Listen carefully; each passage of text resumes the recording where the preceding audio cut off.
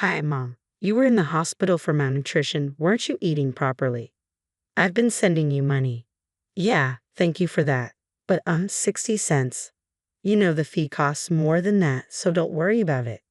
60 cents? What do you mean? I'm broke and I've been living a frugal life, cutting down on food and utility expenses. Eventually, I collapsed from malnutrition.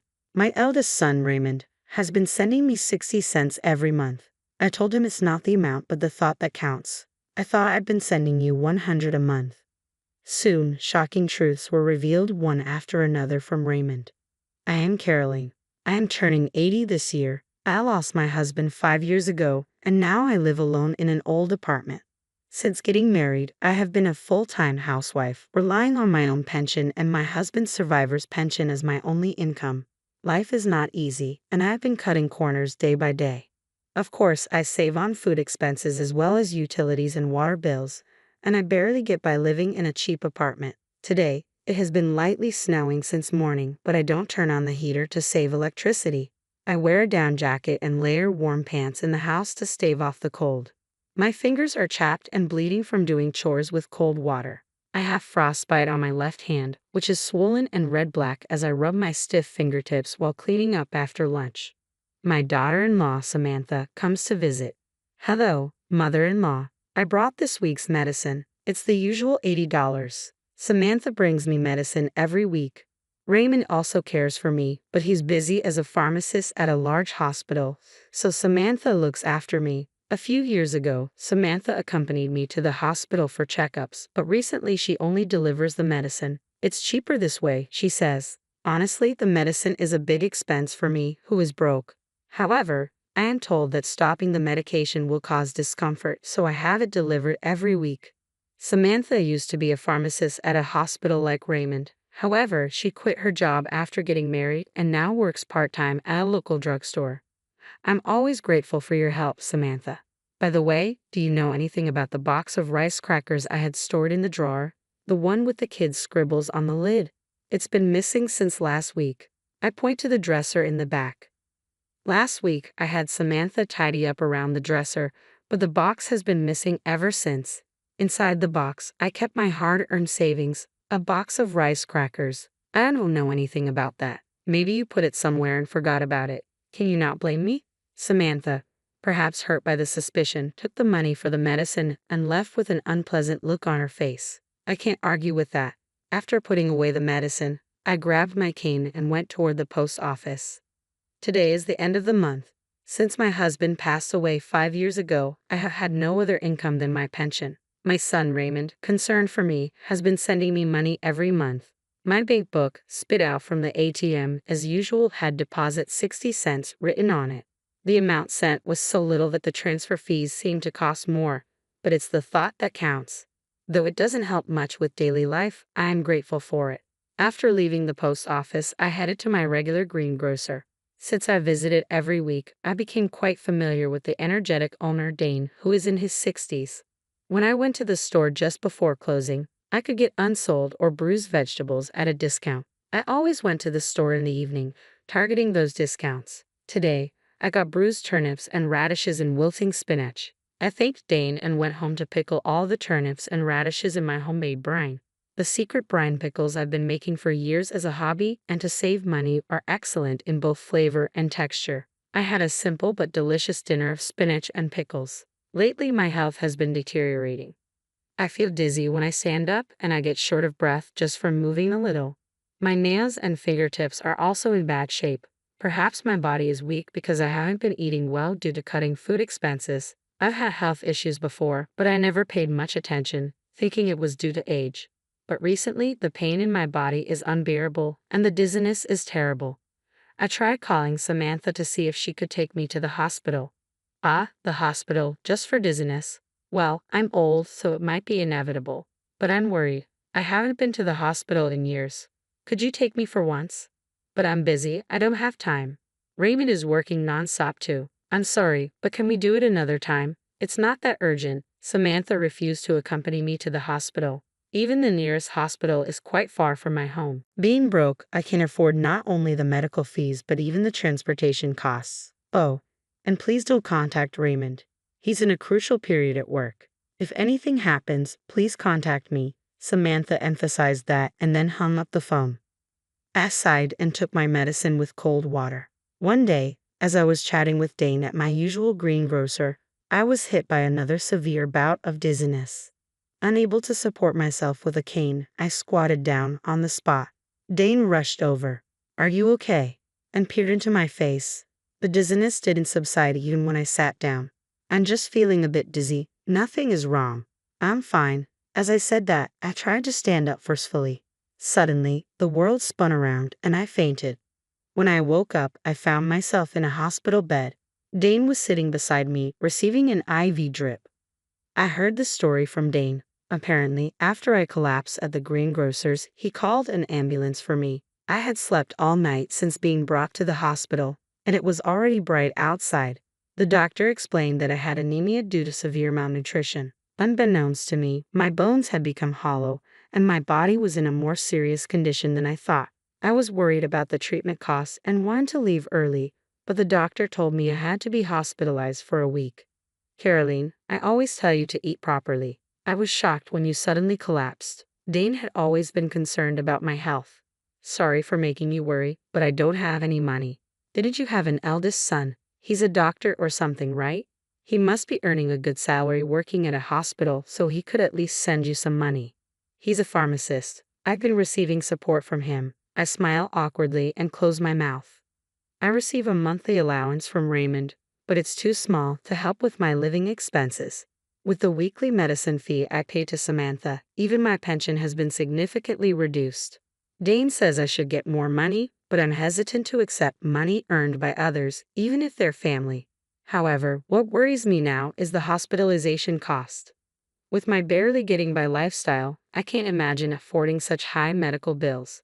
Also, I'm concerned about my precious rice brine pickles. If I don't stir them every 3 days, they'll go bad." After thanking Dane for returning to the store, I searched for my cell phone to contact Samantha. Looking at the screen, I saw that the battery had died. I don't remember Samantha's number, but I memorized Raymond's because it's similar to my home number. Samantha told me not to contact Raymond, but with things like this, I can't avoid it. I borrowed the hospital phone to call Raymond. "Hello?" "Oh, thank goodness. It's been a while since we connected, Raymond. It's your mother. Sorry to call you during work." Samantha had forbidden it, but I called Raymond from time to time. I just wanted to hear his cheerful voice, but for some reason, he never answered my calls. Was he too busy with work to answer the phone? Anyway, I was relieved that the phone connected during this crucial time. I thought, who could this be? "It's been a while since you called, Mom. Where are you calling from?" I was reluctant to worry my eldest son, but I admitted I was in the hospital. I briefly explained to the surprised Raymond how I had collapsed and been hospitalized. "What? Malnutrition, Mom? Haven't you been eating properly? I've been sending you money for that reason." "Yes, I'm really grateful for that. Your support means a lot to me. But 60 cents might cost more in fees, so don't worry too much." "60 cents fees? What do you mean?" With a puzzled tone, I told Raymond how I received 60 cents from him every month and that I appreciated the gesture more than the amount. "I thought I was sending more money to Mom." Raymond finally speaks, as if squeezing out the words. "Wait, I'm curious about that too. But you mentioned malnutrition, right? Mom should have been going to the hospital every month, and she should be getting her medicine. Hasn't the doctor said anything until now?" "Yeah, I'm getting the medicine. Samantha delivers it to the house every week. I haven't been to the hospital in years. Lately, I've been having bad dizziness and palpitations, and I wanted to go to the hospital if possible. But Samantha said I'm busy, so maybe next time. Just the medicine every week." Raymond seems to be worried about something as he mumbles on the phone. "Anyway, I know you're busy, but could you please bring me some clothes and the insurance card on your next day off? And I'd like you to mix the rice brine pickles every 3 days, all right? I have the keys to our parents' house, so I'll leave work early today and go there. Don't worry about the hospital bills. I'll be there by evening." Raymond seems strangely preoccupied, but I'm grateful he can come right away. "Thanks. Be sure to wash your hands well and mix the pickles with your bare hands, Mom. I'm here. How are you feeling? Are you okay?" After the call, Raymond shows up in the afternoon. It seemed he left work early. As he organizes the clothes and personal belongings he brought from the house, he asks me in detail about recent events, about the house, my health, the medicine, Samantha. It's like a continuation of this morning's phone call. He also brought my bank book from home, and we opened it to check the contents together. From the date 5 years ago, there's a series of deposit 60-cent entries. Raymond glares at them with a fierce expression. Since this morning's call, Raymond's behavior has been strange. Did something happen at work? I thought he must have been very busy, as I had tried calling him 2 or 3 times a month, but never got through, and he never returned my calls. I feel bad for making him leave work early today. I casually apologize for it, and Raymond is taken aback and asks rapid-fire questions. He quickly takes out his smartphone and starts operating it intently as soon as he hears my story. What's been going on with him? Raymond gazes at the screen for a while, then operates his smartphone again to send a message to Samantha. He then grabs his backpack and says, "I'll be back shortly." He leaves the room, leaving behind a strange sense of unease, but I lie down in bed anyway. That evening, Raymond returns to the room. He puts down his backpack and asks how I'm feeling. After receiving an IV and sleeping in a warm bed for the first time in a while, I feel much better. While snacking on fruit and chatting, Samantha comes into the room. "Oh, mother-in-law, how are you feeling?" "Raymond, you took time off work, huh?" She approaches us with a forced smile and sits in the chair next to Raymond. Raymond didn't reply, looking down and gripping my bank book into his hand. Before I could say anything, Raymond spoke up with a voice lower than usual. "Samantha, Mom's malnourished. Do you know why?" Samantha stayed silent. There was a tense atmosphere. Raymond turned to face Samantha, glaring at her head-on. "Mom's been broke for so long, barely able to buy food. It's not just food, she's been cutting back on electricity and gas, living on the edge for years. When I went to her place today, there wasn't even a heater in the dead of winter." "Well, wait, Raymond, we're in a hospital. What happened? It's not Samantha's fault. There's no money." I tried to calm down the yelling eldest son while hiding my frostbitten, swollen, red-black hand. Ignoring me, Raymond continued with an angry tone. "I asked you to send $1,100 to Mom every month, right? But she's only received 60 cents for the last 5 years, Samantha. What's going on?" Saying that, Raymond first my bank book at Samantha. On every page, there was the number 60 cents. I couldn't believe my ears. I don't remember ever receiving $1,100. The money from Raymond was always 60 cents. Samantha, cornered by the furious Raymond, looked away from the bank book and fell silent. "That's not all. I give you $150 every week for Mom's medical expenses and medication, right? You said you were using the leftover money to buy her necessities and groceries, but they were only withered vegetables in her room. The fridge was empty." "Be quiet. I gave her the medicine." "What kind of medicine? Without a doctor's prescription, you decided to prescribe it yourself." "All that was in Mom's house were basic vitamins. You bought some random vitamins at the drugstore where you work, put them in a medicine-like bag, and handed them over, didn't you? What were you thinking?" Raymond's tone was stern. "I had no choice. I needed the money," Samantha yelled back to the furious Raymond. Even though this was a private room, we were still in a hospital. As I was shocked by the contents of the eldest son and his wife's conversation, I felt anxious. "You needed money, so you stole Mom's precious savings from her dresser too." With that, Raymond pulled a crushed box out of his backpack. On the lid was a drawing of my husband and me, drawn by Raymond when he was a child. It was the box of rice crackers I had been searching for the last week. I, too, was so shocked that I gasped. "What? No way." I didn't want to believe it either, but I found it while searching through our trash after you said it disappeared a week ago. "He really did it, didn't you?" Faced with undeniable proof, Samantha turned pale and lost her words. "So what did you do with the $250,000 that was in this box, huh? And the $1,100 you were supposed to send to Mom every month? The hospital fees and the medicine fees, where did it all go?" Raymond demanded. "Stop nagging, there's no money left." Samantha, who had been trembling as she stared at the box, eventually stood up, knocking over her chair, and yelled back defiantly, "It's all your fault anyway. You always ignored me and focused on your mother. Ben is way better than your husband." "Huh. Ben? He's the coolest host at the club around here. I've been supporting him, and soon he'll be #1. He said he's saving all the money I've given him for our life together." Samantha excitedly continued talking.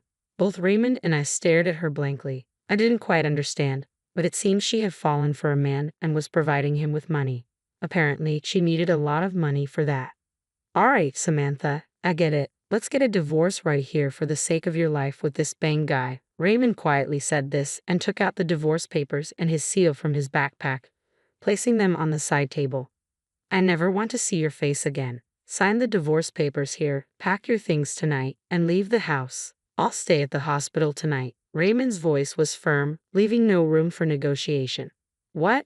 Don't be so selfish. You can't just suddenly. Samantha, do you even realize what you've done? Faking medicine, stealing money. If you don't want a divorce, we can go straight to the police instead.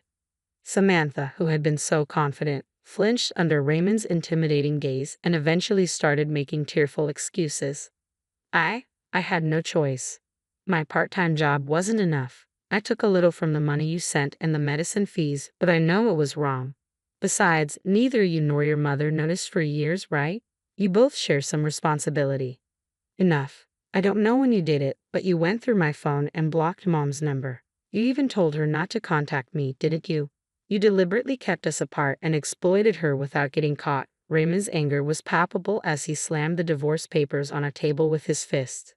Samantha flinched. Anyway, Samantha, this is goodbye. I'll make sure you pay back every penny you've taken from us.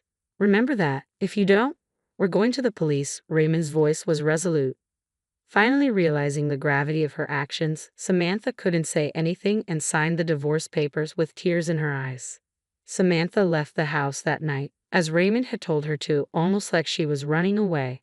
In exchange for not reporting her to the police, Raymond made sure to demand repayment of the money she'd taken, the amount she'd taken for the last 5 years since my husband's death, including the money for living expenses and medicine. In total, it amounted to over $900,000. I was shocked. Samantha later lost contact with the host she had given so much money to and went berserk in the club, getting herself banned. Bad rumors seemed to spread from nowhere, and before she knew it, they reached her part-time job, resulting in her being fired. With her income gone and not a penny to her name, Samantha couldn't rent an apartment and had to spend some time sleeping in internet cafes. But what happened to her after that is unknown. I had almost given up on getting back the money Samantha had taken as she had disappeared. But her family, who learned of the situation, decided to repay the debt in small amounts on her behalf. It might be difficult to recover the full amount of stolen money, but I was happy with their gesture. After being discharged from the hospital, I decided to leave with Raymond. We're living peacefully together in the house Samantha left, just the two of us. I had been forced to live a difficult life, being exploited by Samantha, but now, in our warm, comfortable home, I'm eating well, and my health has improved. Dane, the greengrocer who has always been worried about me, finally felt relieved. I still continue to make my specialty pickles. I used to do it just as a hobby and for saving money, but now, with Raymond's help, we're sharing information on how to make good pickles and delicious pickle recipes. In a few years, my pickle channel became hugely popular, possibly because an 80-year-old content creator was a novelty. And now, it brings in an amazing income. I had always thought that making money was impossible for me as I had never worked as a full-time employee. But even I can be useful to others. More than earning money, I've come to know the happiness of bringing joy to others and now live a fulfilling life every day. Today marked my first morning at the Harringtons, my new home after marrying Alex. The wedding and honeymoon seemed like a dream, but the reality was about to hit hard. "Good morning, Mrs. Harrington," I greeted, my voice a mix of nervousness and excitement. No response came. I repeated a bit louder this time, "I hope I didn't wake you by coming down so early." Mrs. Harrington, standing by the stove, continued her cooking as if I weren't there. I felt a lump in my throat but brushed it off as early morning aloofness. However, when she finally spoke, her words cut through the morning silence like a knife. "In this house, we rise before dawn. You slept in, and that's not how we do things here." Her tone was icy, her back still turned to me. I was taken aback. I just thought," I stammered, but she interrupted me. "And don't expect to be waited on. Here, you earn your keep. Starting tomorrow, you'll handle breakfast and laundry." Her words were sharp, leaving no room for discussion. As I processed this, Sarah, Alex's sister, sauntered in, her eyes scanning me with unveiled disdain. "Looks like the princess finally woke up. Mom, I hope you didn't let her off easy." Mrs. Harrington smirked. Oh, she's learning. From tomorrow, she'll know her place. I stood there, dumbfounded, my heart sinking. Where was the warm, welcoming family I'd imagined? The loving mother-in-law who'd embraced me during our wedding? Alex, who'd been my rock, was nowhere in sight. I felt a deep, unsettling loneliness creeping in. The vibrant colors of my new life were starting to fade, replaced by the gray shades of a harsh reality. As the day progressed, the cold treatment continued. Whispered conversations halted as I entered rooms, and glares followed me around like shadows. It was as if I had become an intruder in my own home. That night, lying beside Alex, I whispered, "Your mom and Sarah, they seem different. Did I do something wrong?" Alex shifted uncomfortably. "They just need time to adjust. You know how family is. It'll get better." But as I closed my eyes, a sinking feeling told me it wouldn't. I was trapped in a home that felt more like a prison, with wardens watching my every move. This wasn't the family life I had dreamed of. It was a waking nightmare, and I had willingly walked into it. 3 years. That's how long it took for my dream to turn into a daily nightmare. Each day at the Harringtons was a repetition of the last, a relentless cycle of chores, criticism, and cold shoulders. The vibrant woman I once was had faded, leaving behind a shadow, constantly trying to please an unpleasable family. Mrs. Harrington's voice echoed through the house, a constant reminder of my supposed inadequacies. "Anna, the floors aren't clean enough. Anna, this food is bland." Her words were like thorns, pricking away at my confidence. One evening, as I scrubbed the kitchen floor, exhausted from the day's work, Mrs. Harrington stood over me. "You know, I always told Alex he could do better. A woman who can't even keep a house isn't worth much." Her words stung, but I bit back the tears. I had learned that showing weakness only fueled her disdain. Even Alex, the man I thought I knew, had become a stranger. His once warm gaze turned indifferent, his whispers of love replaced by silence or curt nods in agreement with his mother and sister. Sarah, ever the instigator, seemed to delight in my misery. "Look at you, playing housemaid. Did you ever imagine this would be your life, Anna?" Her laughter was a bitter sound that resonated in the emptiness of my heart. I wanted to scream, to fight back, but fear and a sense of defeat had taken hold of me. It wasn't just the constant belittling. My world outside these walls had shrunk too. Friends had stopped calling, and my family, distant to begin with, remained oblivious to my plight. The breaking point came unexpectedly. After years of trying, I discovered I was pregnant, a glimmer of hope in an otherwise dark existence. But even this news was met with scorn. "A child? You think you can be a mother? You can't even manage simple housework," Mrs. Harrington sneered the day I shared the news. Alex's reaction was no better. "A baby, huh? Well, let's hope you're better at parenting than being a wife." Their words were a crushing blow, extinguishing the last ember of joy I had felt. As my pregnancy progressed, so did the abuse. Sleepless nights, endless work, and the constant stress took a toll on my health. But I endured, for the tiny life growing inside me. One particularly harsh morning, as I battled morning sickness and fatigue, Mrs. Harrington's voice cut through the air. "Hurry up with breakfast. We can't all laze around just because you're pregnant." That moment, something inside me snapped. I was not going to let my child be born into this cycle of hatred and disrespect. I needed to escape. But how? The news of my father's sudden passing came as a shock. Amidst the grief, a sliver of hope emerged in the form of a letter from my father's lawyer, Mr. Edwards. The letter revealed an unexpected inheritance. $2 million left to me, his only child. When I broke the news to the Harringtons, their reaction was a grotesque display of greed masked as concern. Mrs. Harrington's eyes, usually so cold, now gleamed with avarice. "Oh, Anna, we're so sorry for your loss. But look at this blessing you've received. We're family. We'll help you manage this." Alex, too, was suddenly attentive, his indifference replaced by an eagerness I hadn't seen in years. "Anna, this is great news. We can use this money to make our lives so much better." Their transparent overtures of affection repulsed me. For 3 years I had been nothing but a burden, an unwelcome addition.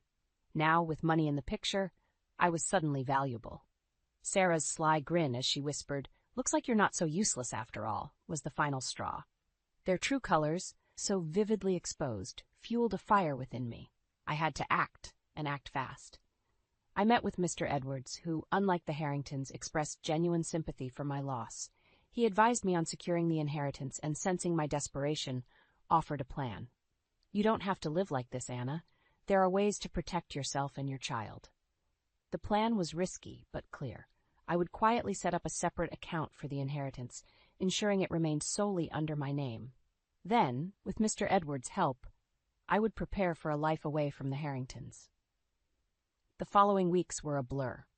Amidst the usual torment at home, I worked closely with Mr. Edwards, gathering evidence of the Harringtons' abuse and securing my financial independence. The day I received the inheritance was a turning point. As I watched the numbers reflect in my account, a sense of empowerment washed over me.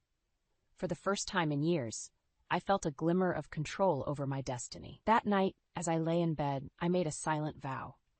I would leave this house of horrors, take my child, and never look back. The Harringtons, with their fake concern and greed, would get what they deserved. But first, I had to play the part a little longer. The morning I decided to leave the Harringtons was unusually quiet. The house, which had been my prison for the last 3 years, felt eerily still as I packed my belongings. Each item I placed in my suitcase was a step closer to freedom, a silent rebellion against the life I was leaving behind. I glanced at my reflection in the mirror. The woman staring back was a shadow of her former self, but her eyes burned with a determination that had been absent for far too long. Downstairs, I found Mrs. Harrington in her usual spot, brewing her morning tea. Her voice was smug as she spoke without looking at me. "I heard you moving around early today. Finally, taking your responsibilities seriously, are you?" I forced a smile. "Yes, Mrs. Harrington. I realized I need to do better." Her laugh was a harsh sound that filled the room. "Well, it's about time. Maybe there's hope for you yet." Little did she know the hope was for a life without her. As I made breakfast, my hands shook with a mix of fear and excitement. Today I would reclaim my life. Alex was oblivious as he ate, scrolling through his phone. "You seem different today," he said, not bothering to look up. "I'm just trying to be a better wife and mother," I replied, my voice steady. The lie tasted bitter, but it was necessary. After breakfast, I waited for Alex to leave for work. The moment the door closed behind him, I made my move. I had arranged for Mr. Edwards to send a car, which was now waiting discreetly down the street. I took one last look at the house, a symbol of my suffering, and walked out the door without a backward glance. The ride to Mr. Edwards' office was a blur. My heart raced with every mile we put between me and the Harringtons. Mr. Edwards was waiting, his expression one of concern and support. "You've made a brave decision, Anna. We'll take care of everything from here." He had already prepared the divorce papers and a restraining order against the Harringtons. I signed each document with a sense of finality, severing the ties that had bound me. As I left his office, a weight lifted off my shoulders. I was free, but this was just the beginning. The Harringtons had to pay for what they put me through, and I would make sure of it. Life outside the Harringtons' grasp was liberating, yet daunting.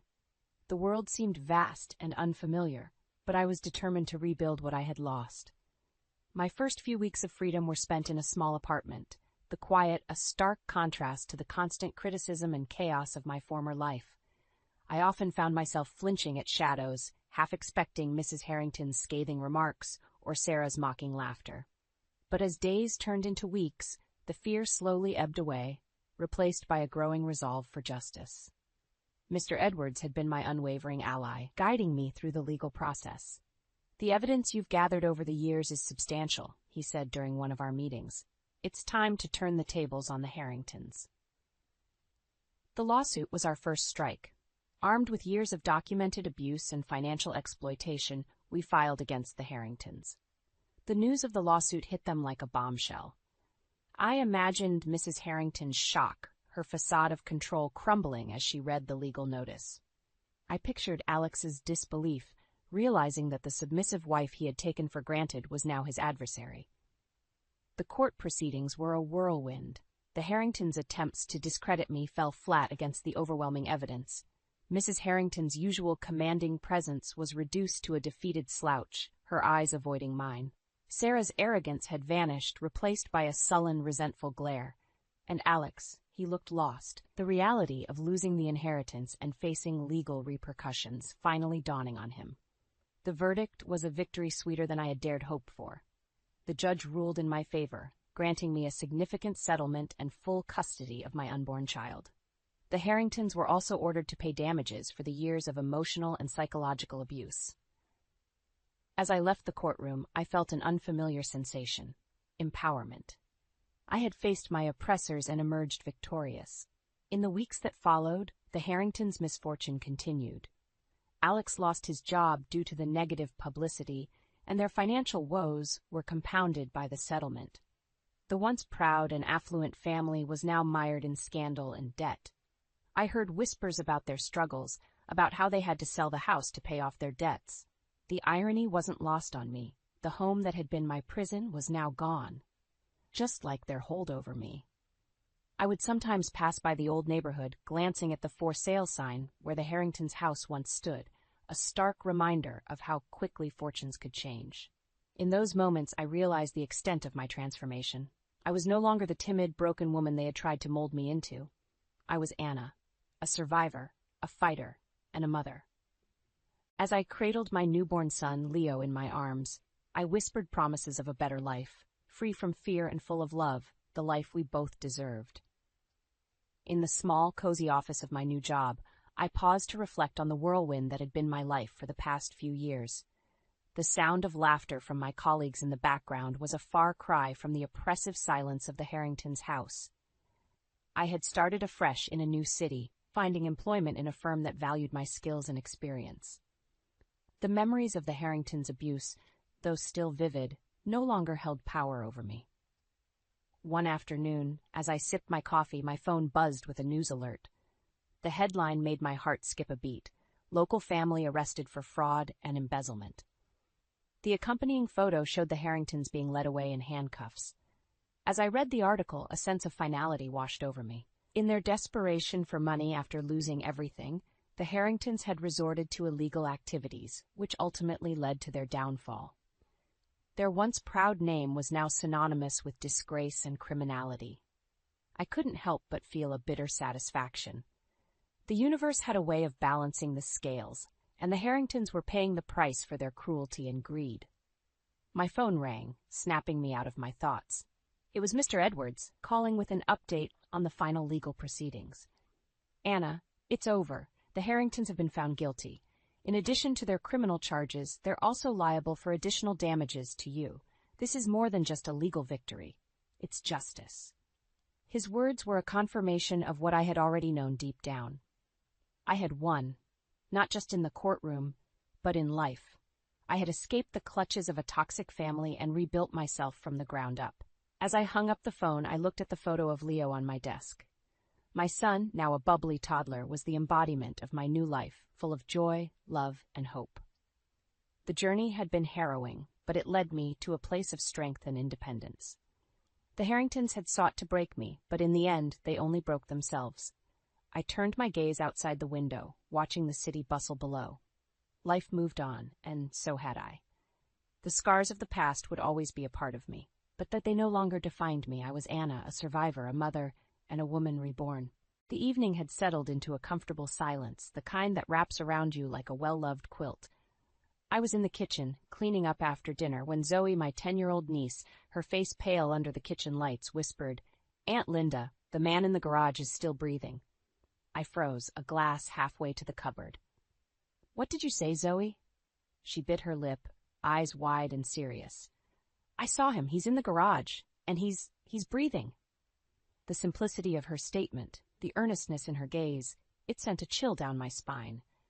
How could my niece, a child with a vivid imagination but also a sense of truth, say such a thing? And yet the image she painted was horrifyingly clear. Ethan, my husband of over 2 decades, had been growing distant, his mood swings like the unpredictable tides. I'd attributed it to stress at work, perhaps a midlife crisis clawing at his sense of worth. But Zoe's words painted a sinister picture, one I couldn't ignore. "Stay here," I told her, my voice steadier than I felt. The garage was Ethan's domain, a place cluttered with tools and projects in various stages of completion. As I approached, the door seemed to loom before me, a barrier to a truth I wasn't sure I wanted to uncover. Inside, the dim light cast long shadows, transforming familiar objects into grotesque shapes. But there was no man. No stirring figure to validate Zoe's claim. Relief washed over me, mingled with confusion. What had Zoe seen? Was it a trick of the light, a child's imagination running wild?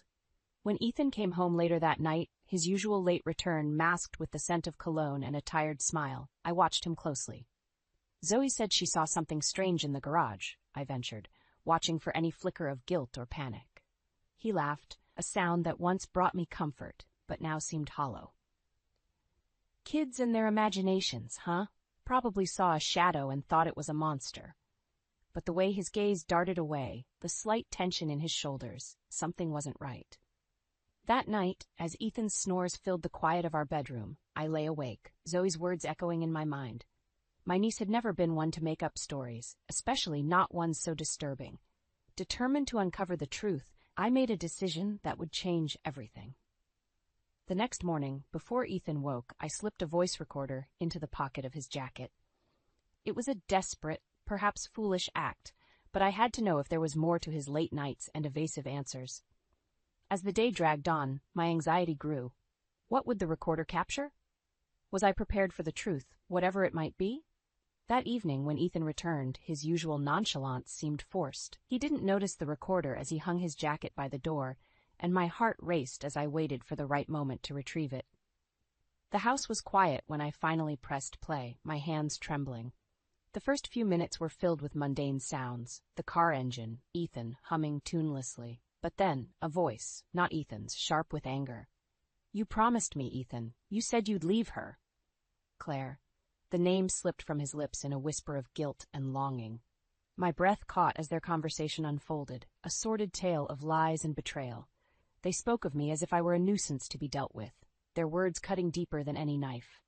I sat in the dark, the recorder's cold plastic a lifeline to a reality I no longer recognized. Ethan, the man I'd built a life with, had chosen Claire, his mistress, over me. Their disdain for me, their plans, it was all laid bare. Tears blurred my vision, but a fierce determination took root within me. Ethan and Claire believed they could manipulate my life, discard me like an unwanted toy, but I wouldn't let them have the last word. This betrayal was the catalyst, the moment that transformed me from a passive observer in my own life to an avenger, determined to right the wrongs done to me. Ethan and Claire would learn, the hard way, that underestimating Linda Collins was their gravest mistake. The following days were a masterclass in restraint. I watched Ethan, memorizing his habits, his lies wrapped in half-truths, served with a smile that no longer reached his eyes. The house we shared felt like a stage, each of us playing our part in a tragic play. Marianne, my sister, noticed the change in me. Over coffee one morning, her concern was palpable. "Linda, you've been distant. Is everything okay?" I debated telling her, exposing the raw, ugly truth, but hesitated. Instead, I forced a smile, the lie tasting bitter on my tongue. "Just tired, that's all." Zoe, ever perceptive, watched me with eyes too wise for her age. She didn't ask questions, but her silent support was a balm to my frayed nerves. Ethan's facade began to crack. His phone was a constant companion, messages hidden the moment I entered the room. "Work," he'd say, the excuse as flimsy as his fidelity. One evening, as we sat across from each other at dinner, the silence between us heavy, I decided to probe. "Ethan, is everything okay at work? You seem preoccupied." He paused, fork midway to his mouth, and then laughed, a sound devoid of humor. "Preoccupied? Linda, darling, I'm fine, just the usual work stress. But you're home late so often now, and your phone, it's always buzzing." My voice was calm, but my heart raced. Ethan's smile didn't reach his eyes. "Darling, you worry too much. Everything's under control." I nodded, letting the conversation die, but my mind raced. His dismissals, the ease with which he lied, it fueled my resolve. Days turned into weeks, each one a game of chess. Ethan moved with a confidence born of years of deceit, unaware I was 2 steps ahead. The voice recorder became my ally, each snippet of conversation a piece of the puzzle. Claire's voice, demanding and petulant, filled our living room late at night when Ethan thought I was asleep. "I can't wait forever, Ethan. When are you leaving her?" Claire's impatience was a sharp contrast to Ethan's attempts to placate her. "Soon, Claire, I promise. We just need to be careful, plan it out. We can't rush this." Their words, their plans to erase me from my own life solidified my decision. Revenge wasn't just a desire, it was a necessity. Armed with evidence and a plan, I visited a lawyer, my steps determined. The office was sterile, the air thick with the scent of paper and ink. The lawyer, Mr. Jacobs, was a man of sharp eyes and a sharper mind. "Linda, how can I help you today?" His voice was gentle, but I heard the underlying steel. I laid out my case, the recordings, the betrayal. Mr. Jacobs listened, his expression unreadable. When I finished, he leaned back, his verdict heavy in the air.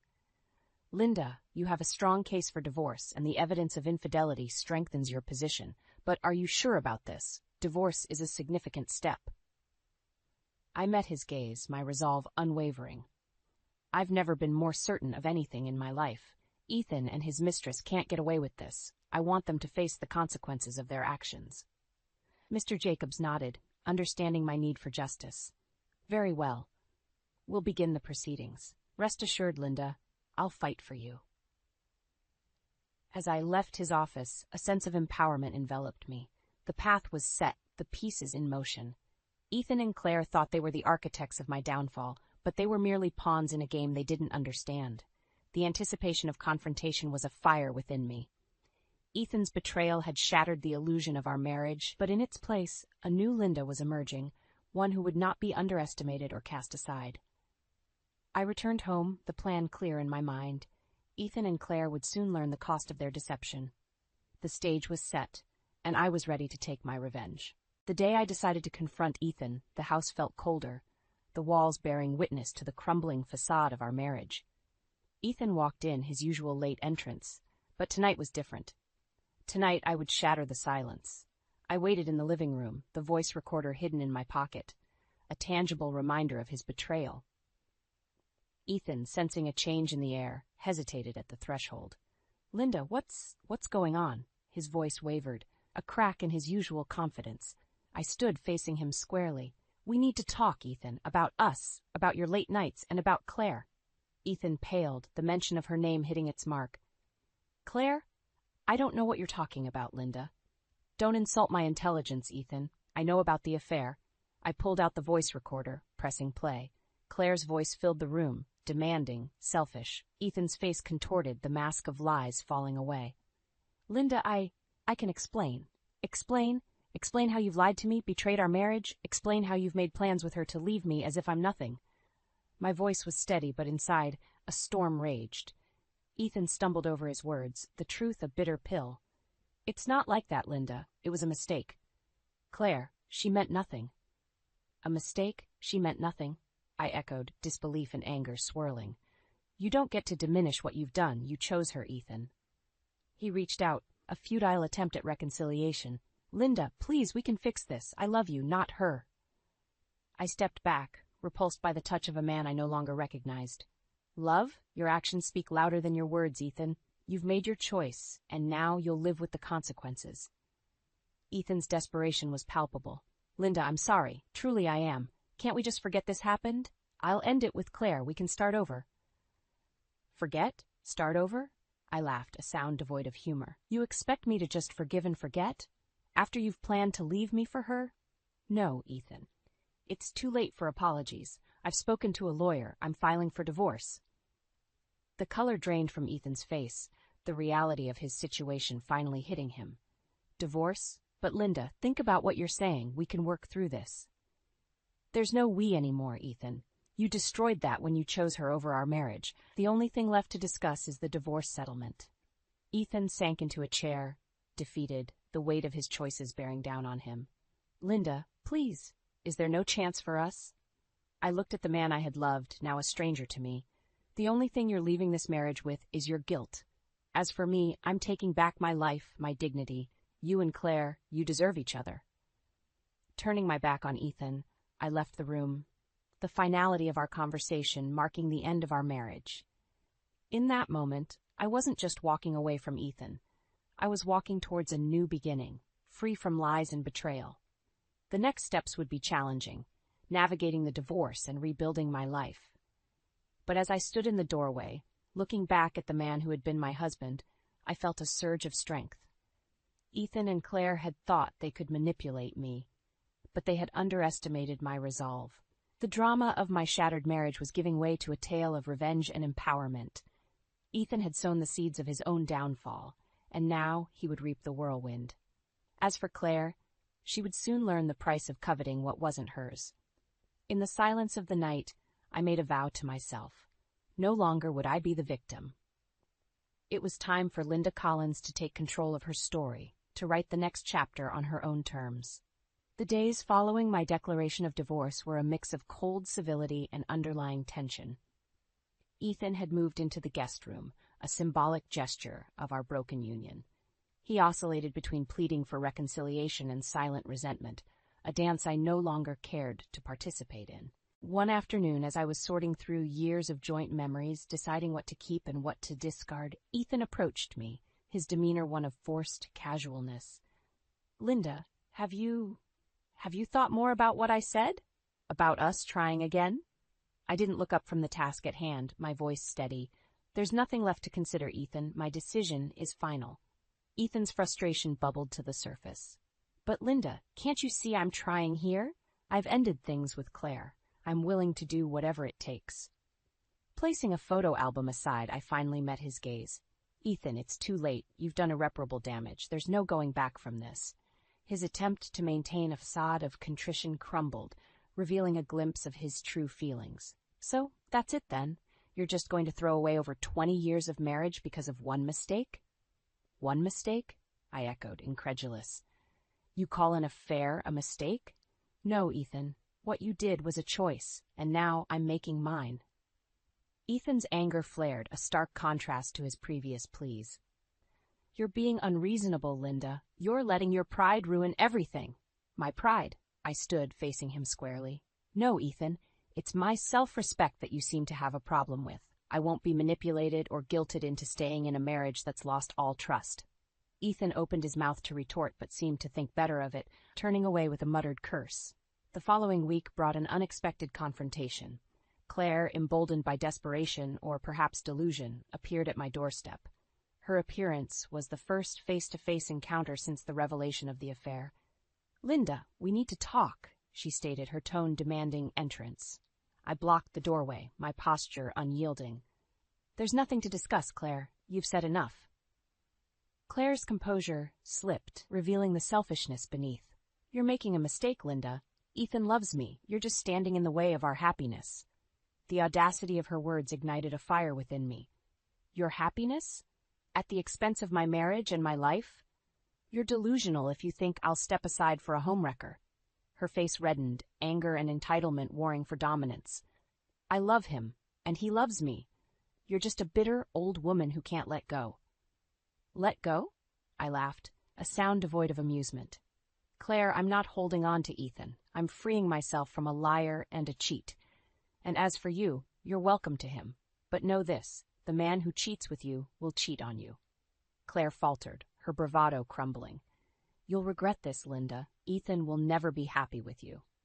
I stepped closer, my voice a whisper of resolve. "He's your problem now, Claire. But remember, when he lies to you, when he betrays you, you'll have only yourself to blame."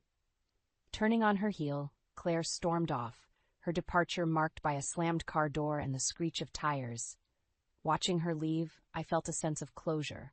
The confrontation was a catalyst, propelling me further away from the life I had known with Ethan and closer to the future I was determined to build for myself. The path ahead was uncertain, fraught with legal battles and emotional turmoil, but I was ready. Ethan and Claire's selfishness had shattered my world, but in its place, I was building something stronger, something purely mine. The drama of betrayal was giving way to a tale of resilience and rebirth. My story was far from over. In fact, a new chapter was just beginning. The legal proceedings of our divorce began to unfold with a rhythm dictated by paperwork and court dates, a dance I never wished to learn. Ethan's attitude shifted from contrition to hostility as he realized I was serious about going through with the divorce. Our interactions, limited to necessary exchanges, were charged with the tension of a truce on the verge of breaking. It was during one of these exchanges, as we met to discuss the division of assets with our lawyers present, that Ethan's facade of cooperation crumbled entirely. "Linda, this is absurd. You're taking everything. What about me? What about my rights?" Ethan's voice rose, laced with indignation and disbelief. I remained calm, my lawyer's presence a stabilizing force. Ethan, I'm not taking everything. We're dividing assets as per the law. You made your choices, and now there are consequences. Ethan scoffed, turning to his lawyer in a display of frustration.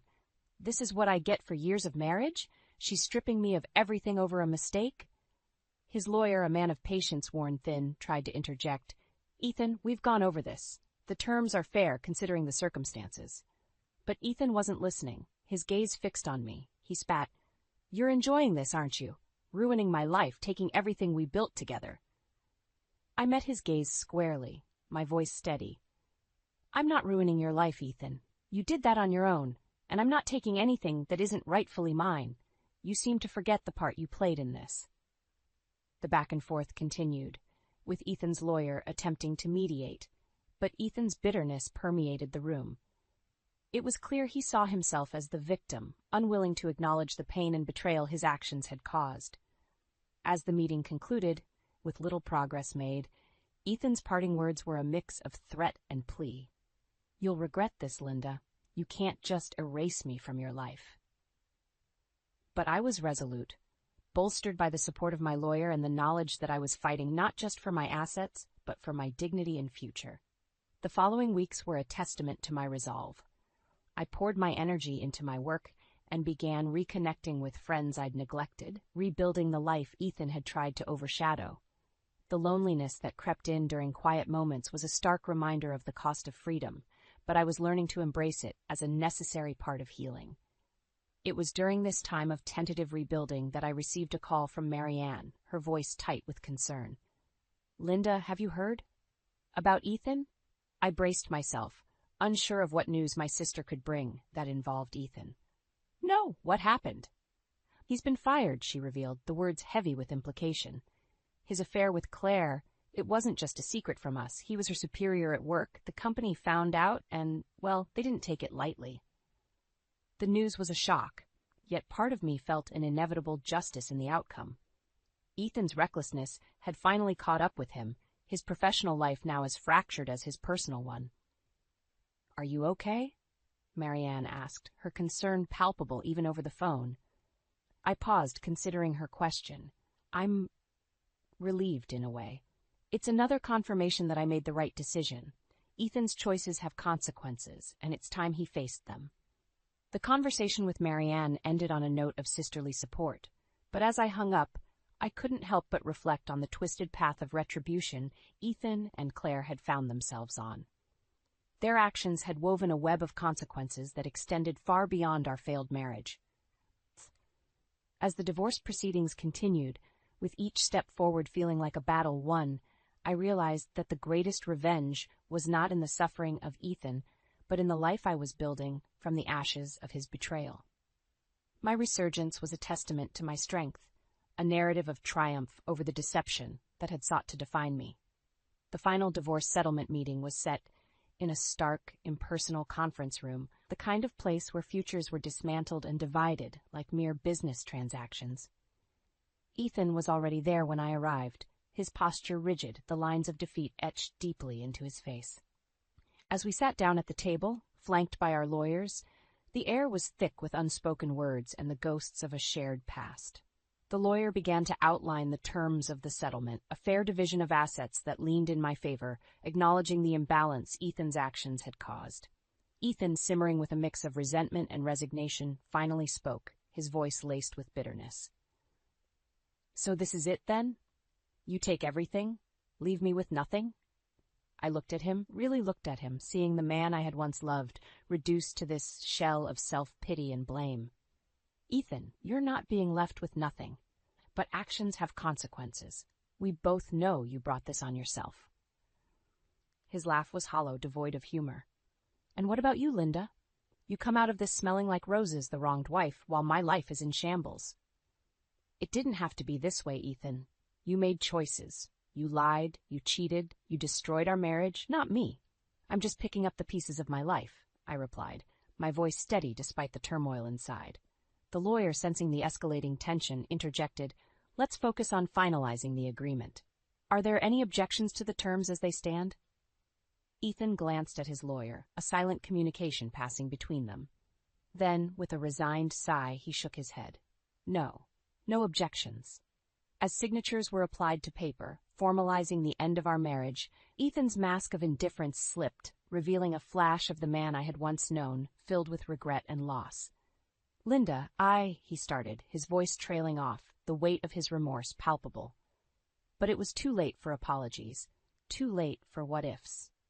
Our story had ended, the final chapter written in the sterile language of legal documents. After the meeting, as I walked to my car, the sense of closure was bittersweet. I had fought for this moment, for my freedom from a marriage poisoned by betrayal.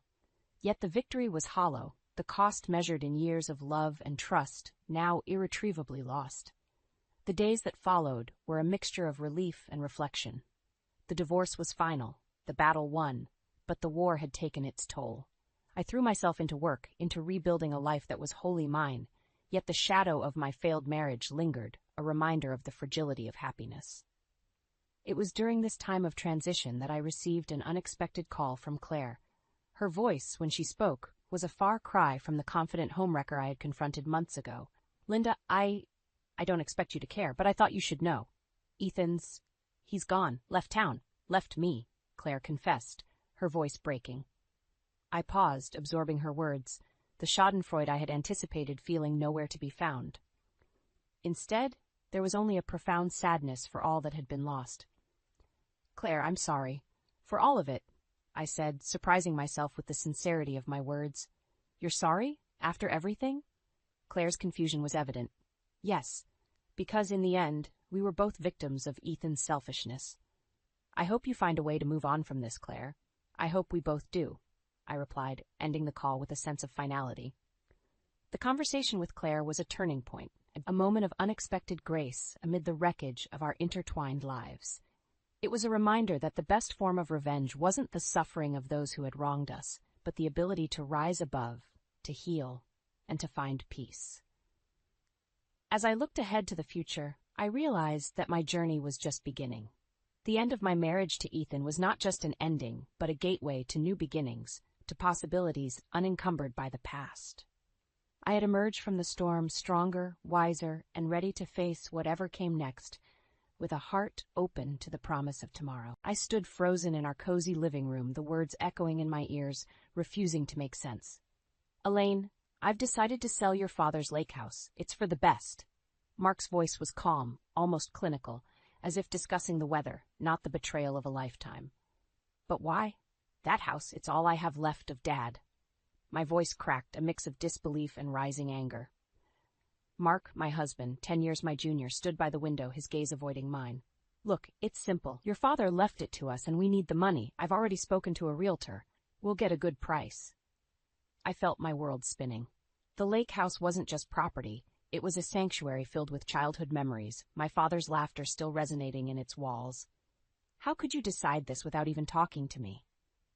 I managed to ask, my voice trembling. Mark turned, his eyes cold. Because it's the logical thing to do. And frankly, Elaine, I'm tired of your sentimental nonsense. It's just a house.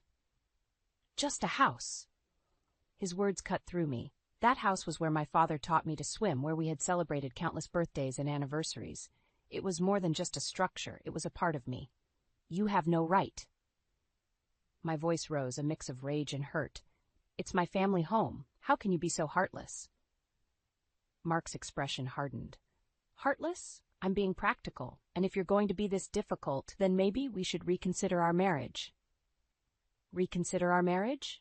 The threat hung in the air, a brutal reminder of our fragile relationship. Mark had always been ambitious, but I never imagined he would stoop so low. You can't mean that. My voice was barely a whisper, yet a part of me knew he was serious. I do, Elaine. It's the house or our marriage. Take your pick. Mark's ultimatum was clear, his tone void of any warmth. I stood there, my mind racing. The man I had married, the one I thought I knew, was showing his true colors. It was a cruel awakening to the reality of our marriage, a marriage that perhaps had been built on false pretenses from the start. I swallowed hard, my decision forming amidst the turmoil. If that's your choice, then I choose the house. Mark's eyes narrowed. Fine, have it your way. But remember, You're the one who's forcing this." As he stormed out, leaving me alone with my thoughts, I realized this was just the beginning. I had chosen the lake house, but in doing so, I had opened a door to a future I never anticipated. A future where I had to stand up for myself and face the consequences of a love that was perhaps never meant to be. The room felt colder now, the silence oppressive. I sat down, trying to process the whirlwind of emotions. Betrayal, loss, defiance, they all swirled inside me, a chaotic dance of pain and resolve. I knew one thing for sure. I wouldn't let Mark trample over my past, my memories, or my dignity. The battle lines were drawn, and I was ready to fight for what was rightfully mine. The quiet of the night was a stark contrast to the turmoil in my heart. Lying in bed, the moonlight casting shadows across the room, I found myself drifting into the past, a time before Mark, before the chaos that now defined my life. I was Elaine Anderson then, a simple woman with modest dreams. My life was unremarkable, routine to the point of mundane. Then Mark entered my world, like a vibrant splash of color on a dull canvas. He was younger, charming, and full of life, everything I wasn't. Our first encounter was at the office, a place I had navigated with quiet efficiency for years. He was new, a breath of fresh air in the stale environment. "Elaine, right? I've heard you're the go-to person for all things numbers," he had said with a smile that reached his eyes. I remember blushing, unaccustomed to such attention. "Well, I try my best," I replied, fumbling with my papers. We started seeing each other, lunches at first, then dinners. He had this way of making me feel seen, heard, like I mattered. It was intoxicating, addictive. When he proposed, it felt like a dream. The age difference raised eyebrows, but I brushed off the concerns. After all, love knows no age, right? But hindsight is merciless, revealing truths we choose to ignore. Mark's charm masked his ambition, his warm smiles hiding a calculating mind. I was too caught up in the fairy tale to see the reality. The memory of our wedding day came unbidden. My father, ever supportive, had insisted on a lavish affair despite my protests. "Elaine, you deserve this," he had said, his eyes misty with emotion. Mark's mother, a woman of elegance and extravagance, had been there, her eyes appraising. I remember feeling uneasy under her gaze, a feeling that only grew over time. She was a constant presence in our lives, her demands and expectations weighing heavily on our marriage. "Why can't you be more like Mark's ex-girlfriends? They had style, grace," she would often comment, her words sharp as knives. I tolerated it for Mark's sake, but deep down, I knew I was losing myself, piece by piece, to their combined indifference and cruelty. Lying there, the memories swirling, a bitter truth settled in my heart. I had been a convenient choice for Mark, a stepping stone for his ambitions. And now, with the lake house in his sights, he was ready to cast me aside. The pain of this realization was a searing, living thing inside me. But with pain came clarity, a resolve to no longer be the passive victim in this twisted game of deceit. I would fight for the lake house, but more importantly, I would fight for myself. Mark and his mother had underestimated me, seeing only the quiet, compliant Elaine. But I was more than that. I had strength, resilience, and now a burning desire for retribution. As the night gave way to the first light of dawn, a plan began to form in my mind. It was time to turn the tables, to show Mark that I was not just a silent bystander in his cruel drama. It was time for him to face the consequences of his actions. The game was on, and this time I was playing for keeps. The morning sun did little to lift the weight off my chest. I sat at the kitchen table, nursing a cup of coffee, my mind racing with thoughts of the impending battle. It was then that Mark's mother, Vivian, chose to make her unannounced entrance, as if on cue to add to my distress. "Elaine, darling, still moping about I see. You really must learn to move on," she cooed, her voice dripping with condescension as she sauntered in, her expensive perfume filling the room. I clenched my jaw, bracing myself. "Vivian, to what do I owe this? Pleasure?" She smiled, a predator baring its teeth. "I heard about the little tiff between you and Mark. Really, Elaine, you must understand that the house is a goldmine waiting to be cashed in." Her blatant disregard for my feelings, for the memories that house held, was like a slap in the face. "That goldmine is my family home. It's not for sale," I said, my voice steady despite the turmoil inside. Vivian laughed, a sound that grated on my nerves. "Oh, please. Sentimentality is for the weak. Mark needs that money for better prospects. You should be supporting him, not hindering his progress. Her words ignited a fire in me. Supporting him? By letting him trample over everything I hold dear? I don't think so. She leaned in, her gaze cold and calculating. Listen, Elaine, you're no spring chicken. Mark could have had any young, vibrant woman, yet he chose you. You should be grateful and yield to his wishes. Her insult stung, but I stood my ground. I'm not some trophy wife you and Mark can parade around and then discard when convenient. I have rights, and I won't let you bully me into submission. Vivian straightened, her eyes narrowing. You're making a grave mistake, Elaine. Cross me and you'll regret it. The threat hung in the air, heavy and ominous, but I was done being intimidated. I'm not afraid of you, Vivian. This is my home, my life. I won't let you destroy it. As she left, her parting look was one of pure malice. It was clear that this was war, a war where the stakes were my dignity and my past. Alone again, I realized the depth of the battle I had plunged into. Mark and Vivian were a formidable duo, driven by greed and devoid of empathy. But I was no longer the quiet, submissive woman they thought they could easily overpower. The echoes of my father's teachings filled my mind, to stand up for what's right, to fight for what you believe in. I knew then that this was not just about the lake house. It was about reclaiming my life, my self-worth. As I set my cup down, a newfound determination settled within me. I would fight back with everything I had. Mark and Vivian had awakened a strength in me that they would soon come to regret. The stage was set, and I was ready to play my part. They would see that underestimating Elaine Marshall was their biggest mistake. The days that followed were a blur of tension and cold silences. Mark had become a stranger, his every word laced with disdain. Then came the day that shattered any illusions I held about our marriage.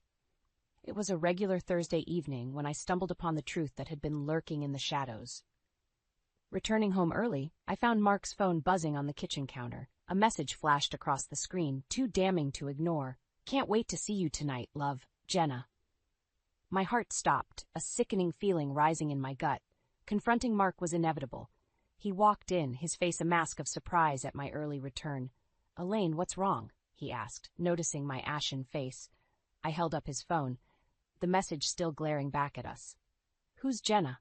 My voice was a whisper, barely audible over the roaring in my ears. Mark's face changed, the surprise morphing into something darker. It's none of your business. None of my. Mark, are you having an affair? The words tasted bitter, voicing a fear I had long suppressed. He scoffed, a sound filled with arrogance. What if I am? You're hardly the woman to satisfy a man's needs. His words were like daggers, each one cutting deeper than the last. How long? I managed to ask, my voice hollow. Mark shrugged, his indifference a clear sign of his betrayal. A few months. She's someone who understands me, something you never did. Tears burned behind my eyes, but I refused to let them fall. Understands you? By sneaking around, lying to your wife? Is that your idea of understanding? He moved closer, his voice cold and merciless. You were a convenient choice, Elaine. A stable, older woman. But Jenna, she's young, exciting. You can't compete with that. His cruel words were the final blow, shattering any remnants of the love I once felt for him. You're despicable, Mark. You took vows, promised to be faithful, and this is how you honor them? Mark's laughter was cruel, void of any warmth. Vows? Please. They're just words. You should have known someone like me wouldn't be tied down by a woman like you. I stared at him, the man I had loved, now a stranger fueled by selfish desires. I can't believe I wasted so many years on you, I said, my voice steady despite the turmoil inside. Mark sneered, Well, now you know. You can leave if you can't handle it.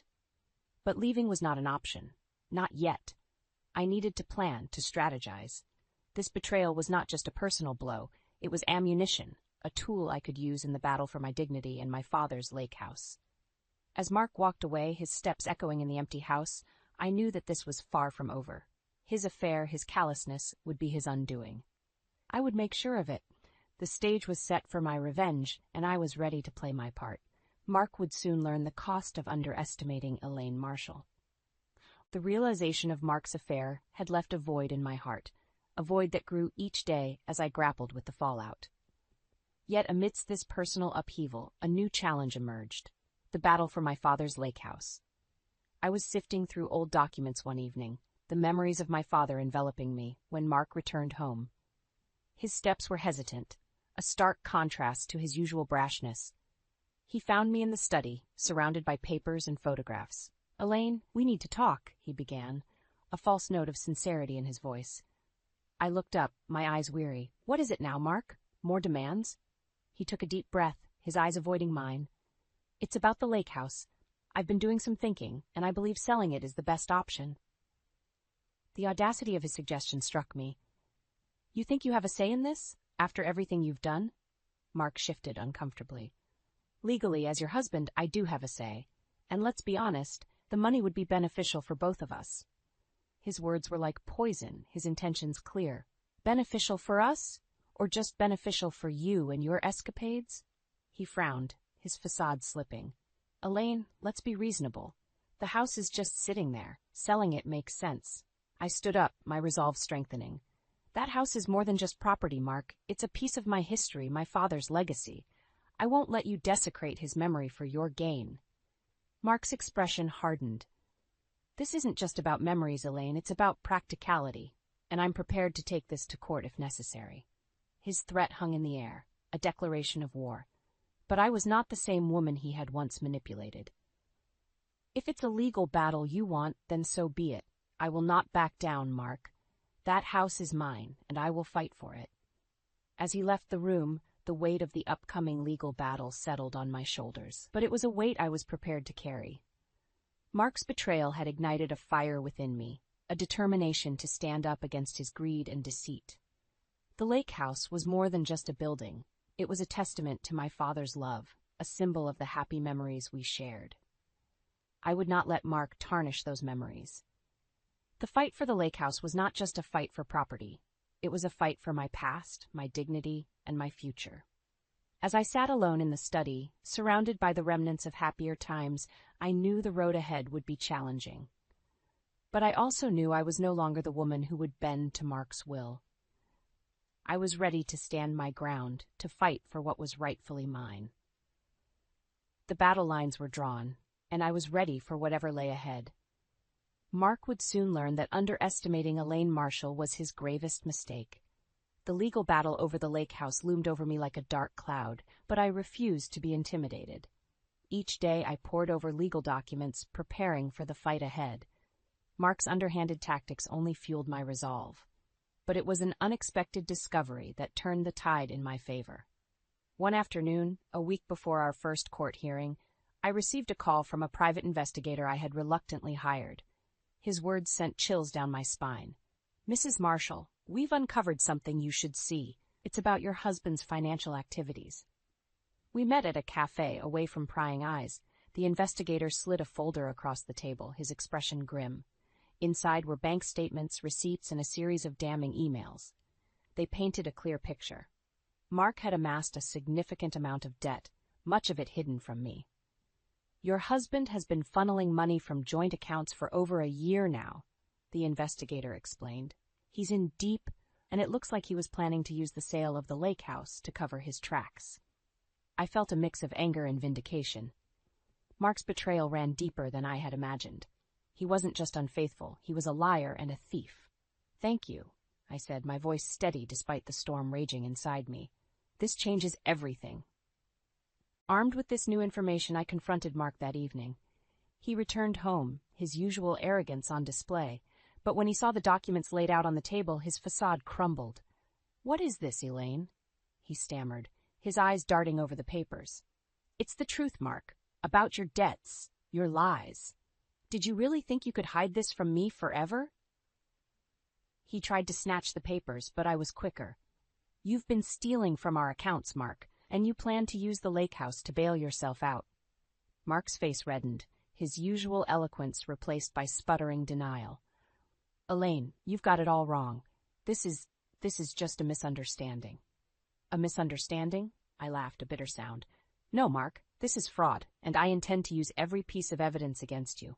His eyes were filled with panic now, the reality of his situation sinking in. "Elaine, please, we can sort this out. Just give me a chance to explain." But I was done listening to his lies. "You've had your chances, Mark. Now it's my turn to act. I'll see you in court." As he left the room, the weight of his deception hanging heavy between us, I felt a sense of empowerment. I was no longer the victim in Mark's twisted game. I was the architect of his downfall. The revelation of Mark's financial deceit was the final straw. It was not just about the lake house anymore.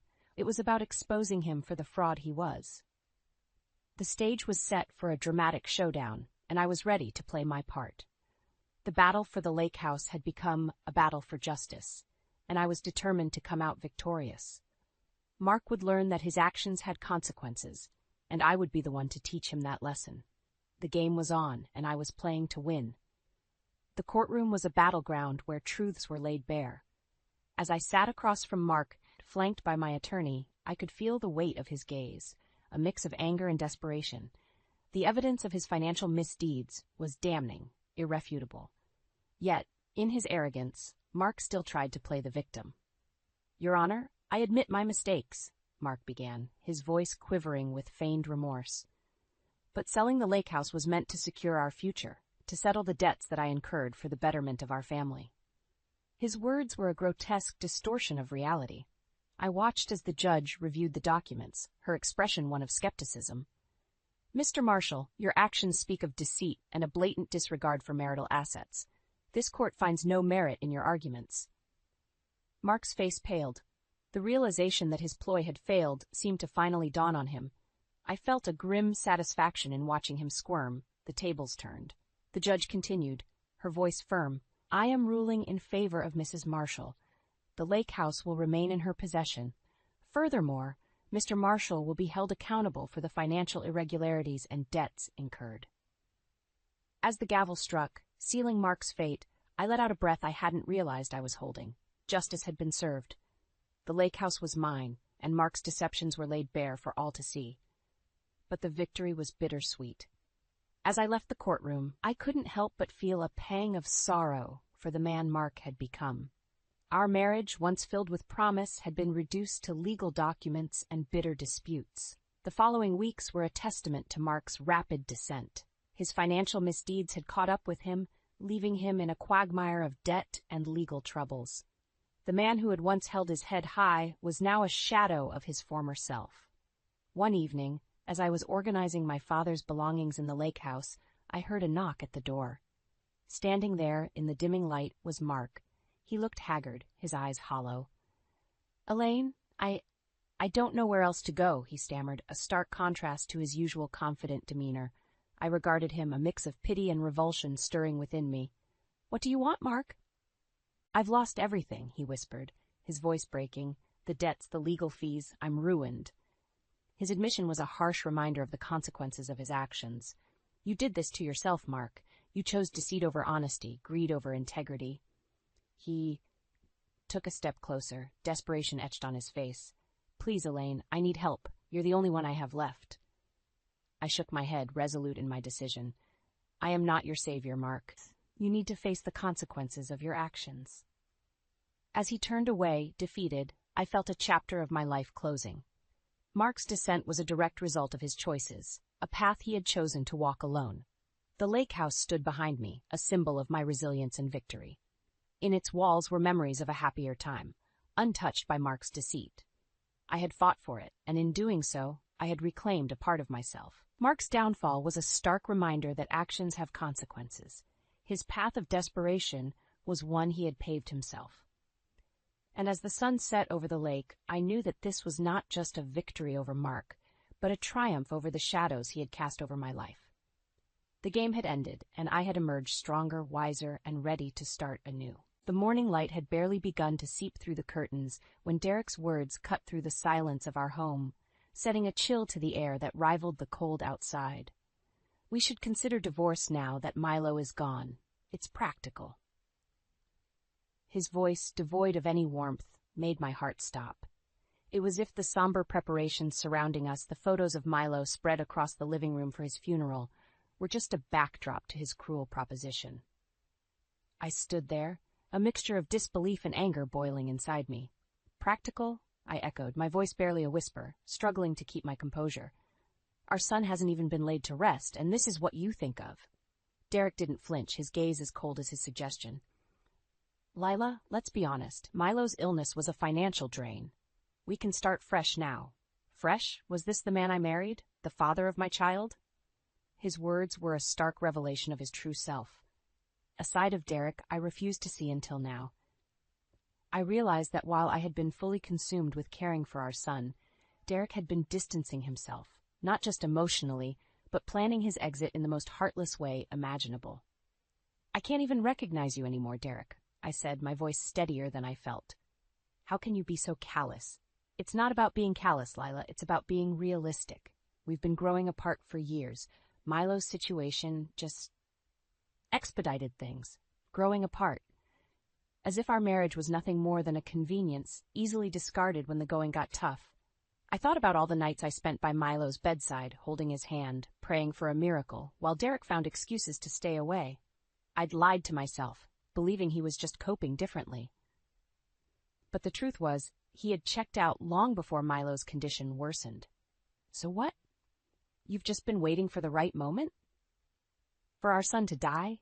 The anger in my voice was palpable, each word laced with disbelief and pain.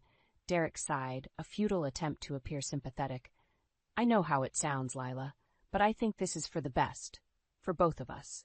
For the best. There was a time I believed Derek and I could weather any storm together. But standing in the shadow of our son's impending funeral, faced with the reality of my husband's betrayal, I knew this was the end. Not just for our marriage, but for the illusion that we were ever truly united in our love and grief for Milo. "I want you to leave," I said finally, the decision cementing itself with every word. "I need to prepare for our son's funeral, and I can't do that with you here." Derek looked like he wanted to argue, but something in my expression must have told him it was futile. Without another word, he grabbed his coat and left, the silence he left behind more telling than any words could ever be. In that moment, standing alone amidst the memories of our son, I made a silent vow.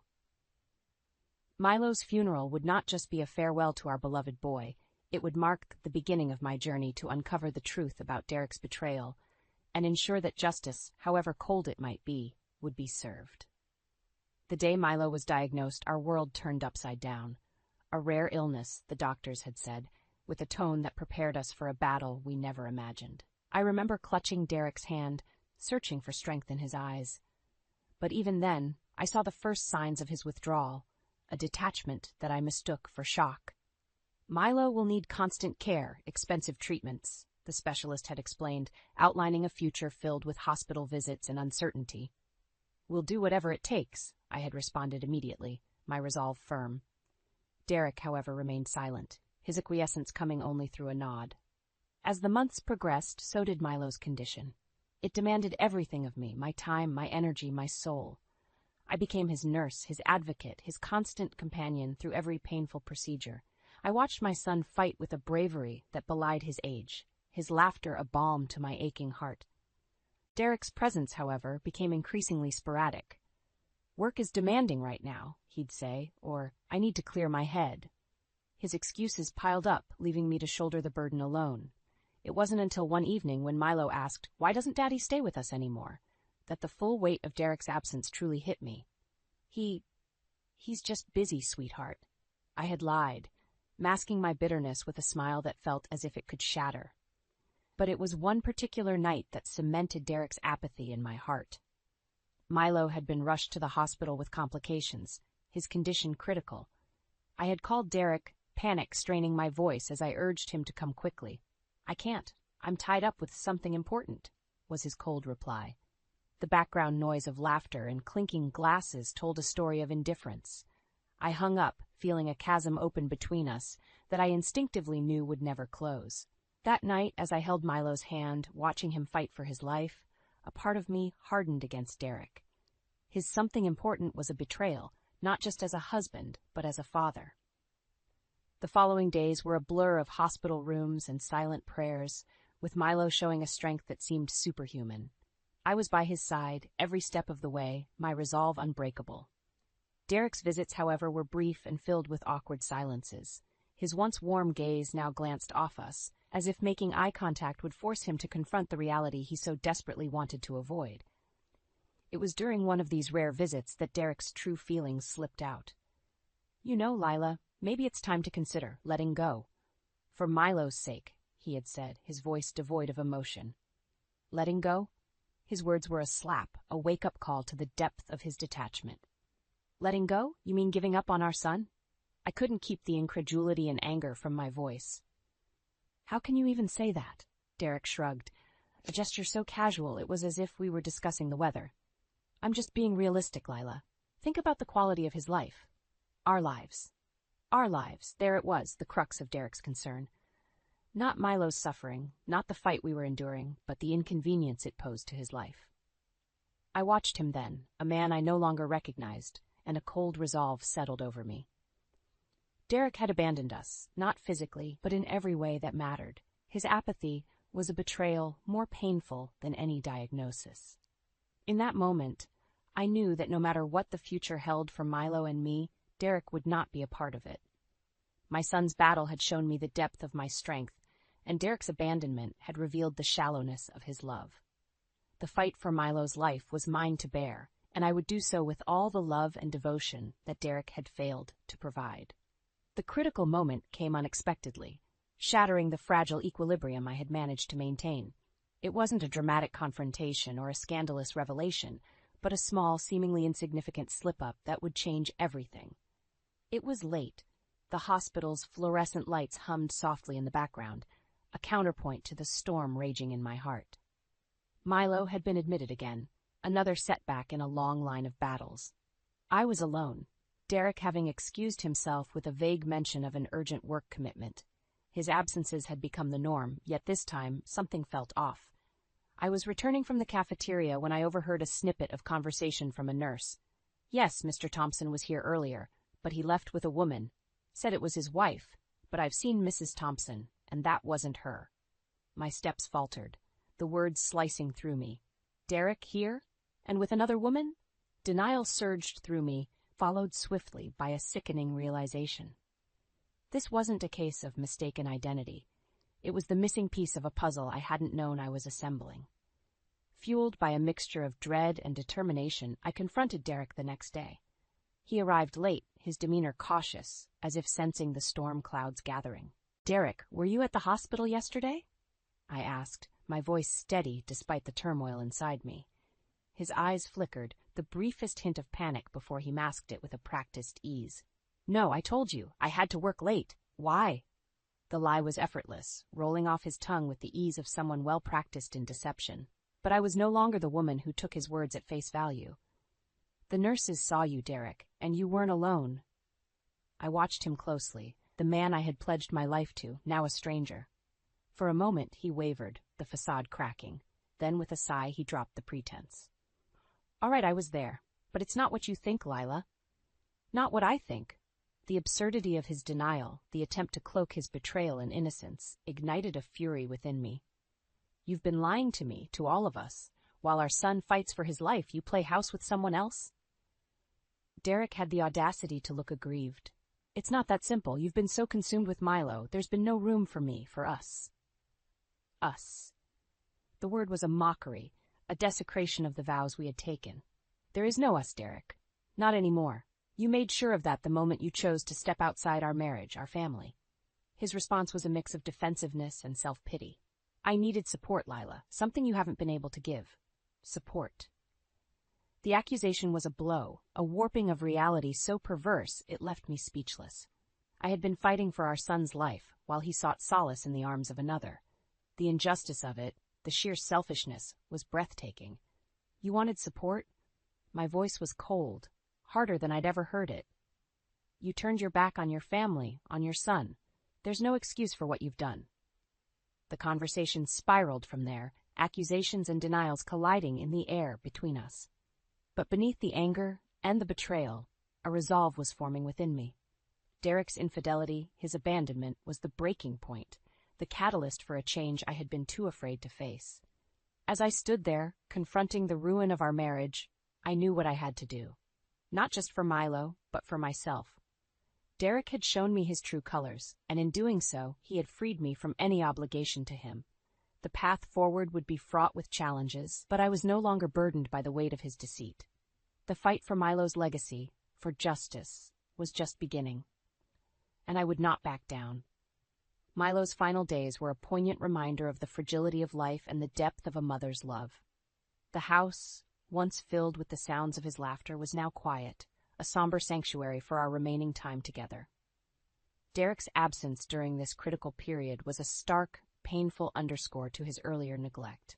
One afternoon, as Milo lay resting, his frail form a shadow of the vibrant child he once was, I sat by his side, reading aloud from his favorite book. It was during these moments, suspended in the tranquility of our shared space, that Milo looked up at me, his eyes clear and unnervingly perceptive. "Mom, is Dad not coming because of me?" His voice was weak, yet there was a strength in his question that took me aback. I paused, the weight of his inquiry pressing down on me. How to explain Derek's absence without adding to Milo's pain? "No, sweetheart, this has nothing to do with you. Dad's just dealing with things in his own way." Milo nodded, though I could see the flicker of sadness in his eyes, a reflection of understanding far beyond his years. "It's okay, Mom. I just want you to be happy." His words, simple yet profound, pierced through the veil of my grief, igniting a fierce determination within me. Milo's compassion, even in the face of his own suffering, was a stark contrast to Derek's selfishness. It was a moment of clarity, a call to action that I could not ignore. The days that followed were a testament to Milo's spirit.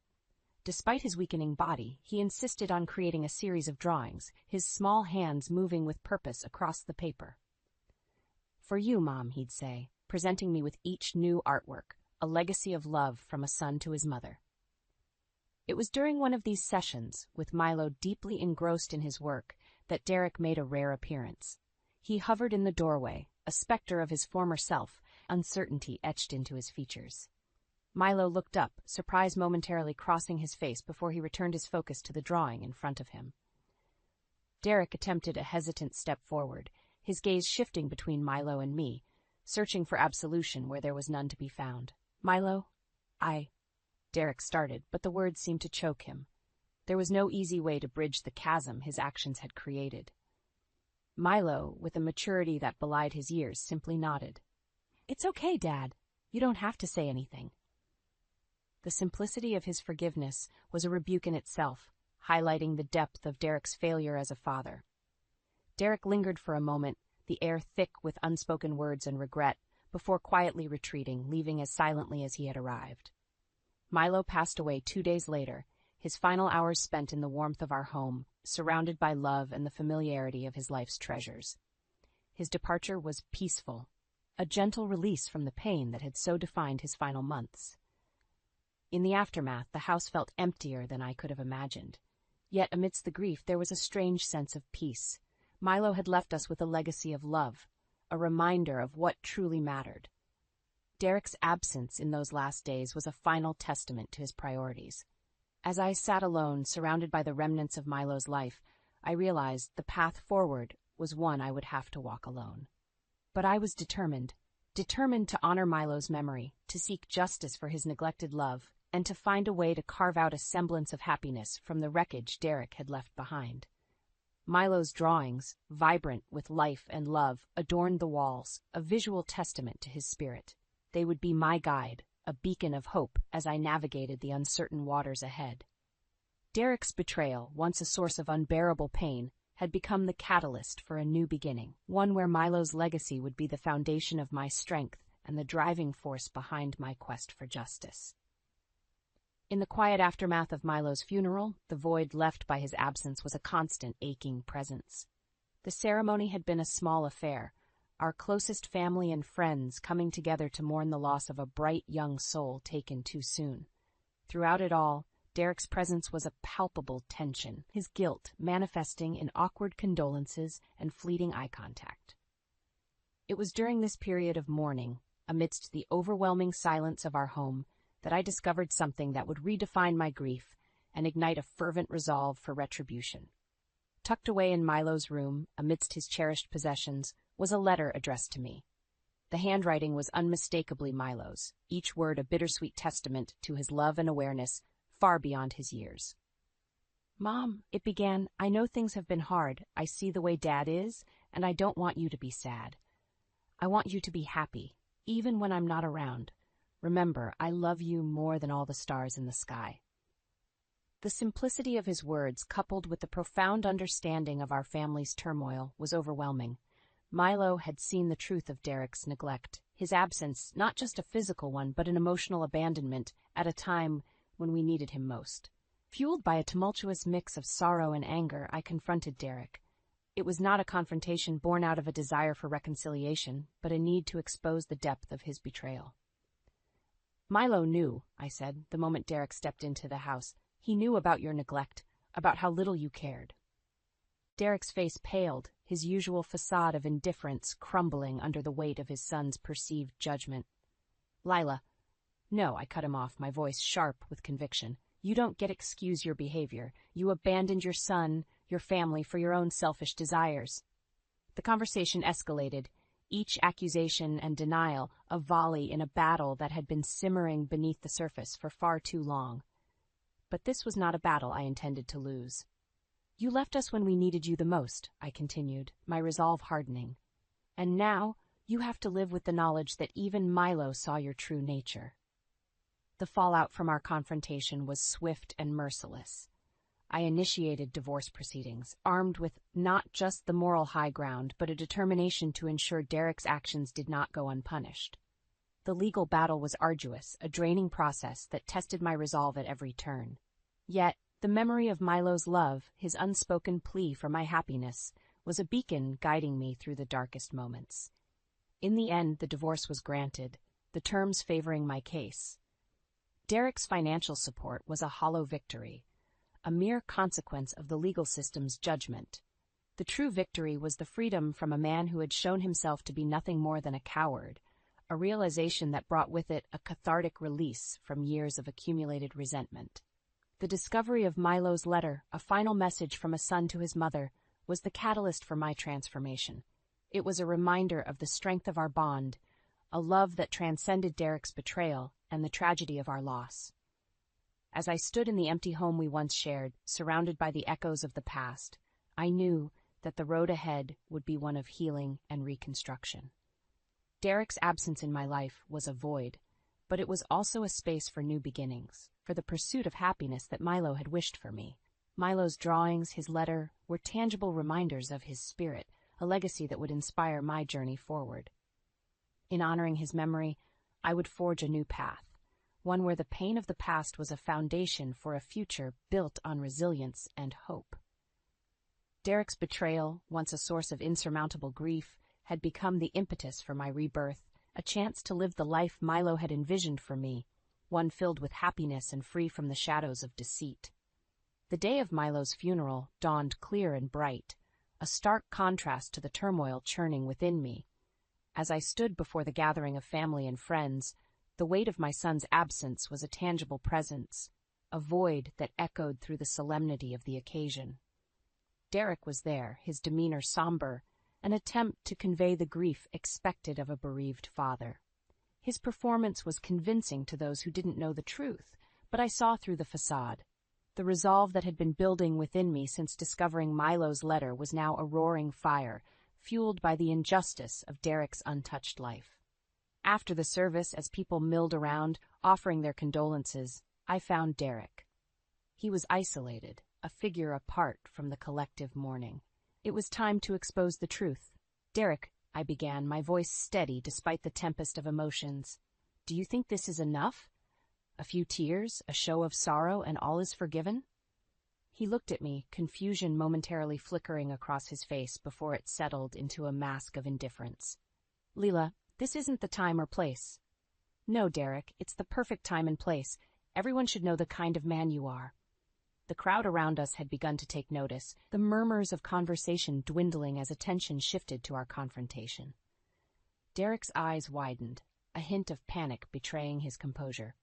What are you talking about, Lila? He asked, attempting to feign ignorance. The affair, Derek, your neglect of Milo, your absence when he needed you most. Did you think I wouldn't find out, or that I'd stay silent? The accusation hung in the air, a palpable force that seemed to still the world around us. I watched as Derek's facade crumbled, the truth of my words undeniable. "Lila, please, let's talk about this privately," he pleaded, a note of desperation creeping into his voice. But there would be no privacy for the pain he had caused, no shelter from the consequences of his actions. "No, Derek. Everyone here deserves to know. They should understand the depth of your selfishness, the true reason our son suffered alone." The crowd around us was silent, the gravity of the revelation sinking in. I could see the judgment in their eyes, the shift of sympathy as the truth of Derek's character was laid bare. It was a cathartic release, the words I had held back for so long finally finding their voice. But more than that, it was justice for Milo, a public acknowledgement of the pain Derek had inflicted on his own family. In the aftermath, as Derek struggled to defend himself against the tide of condemnation, I felt a weight lift from my shoulders. The path ahead would be fraught with challenges, the wounds of betrayal and loss not easily healed. Yet in this moment of revelation, there was a sense of closure, a beginning of the end of Derek's hold over my life. The funeral, meant to be a final farewell to my son, had become the stage for a much-needed reckoning.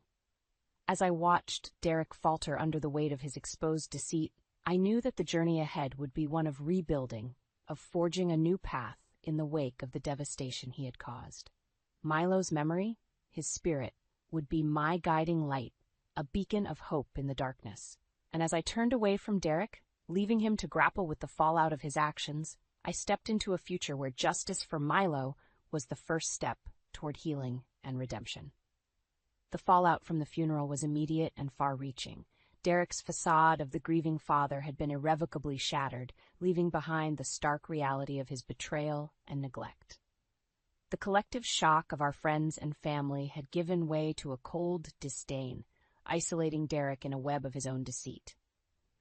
It was in this tumultuous aftermath that I presented Derek with the divorce papers.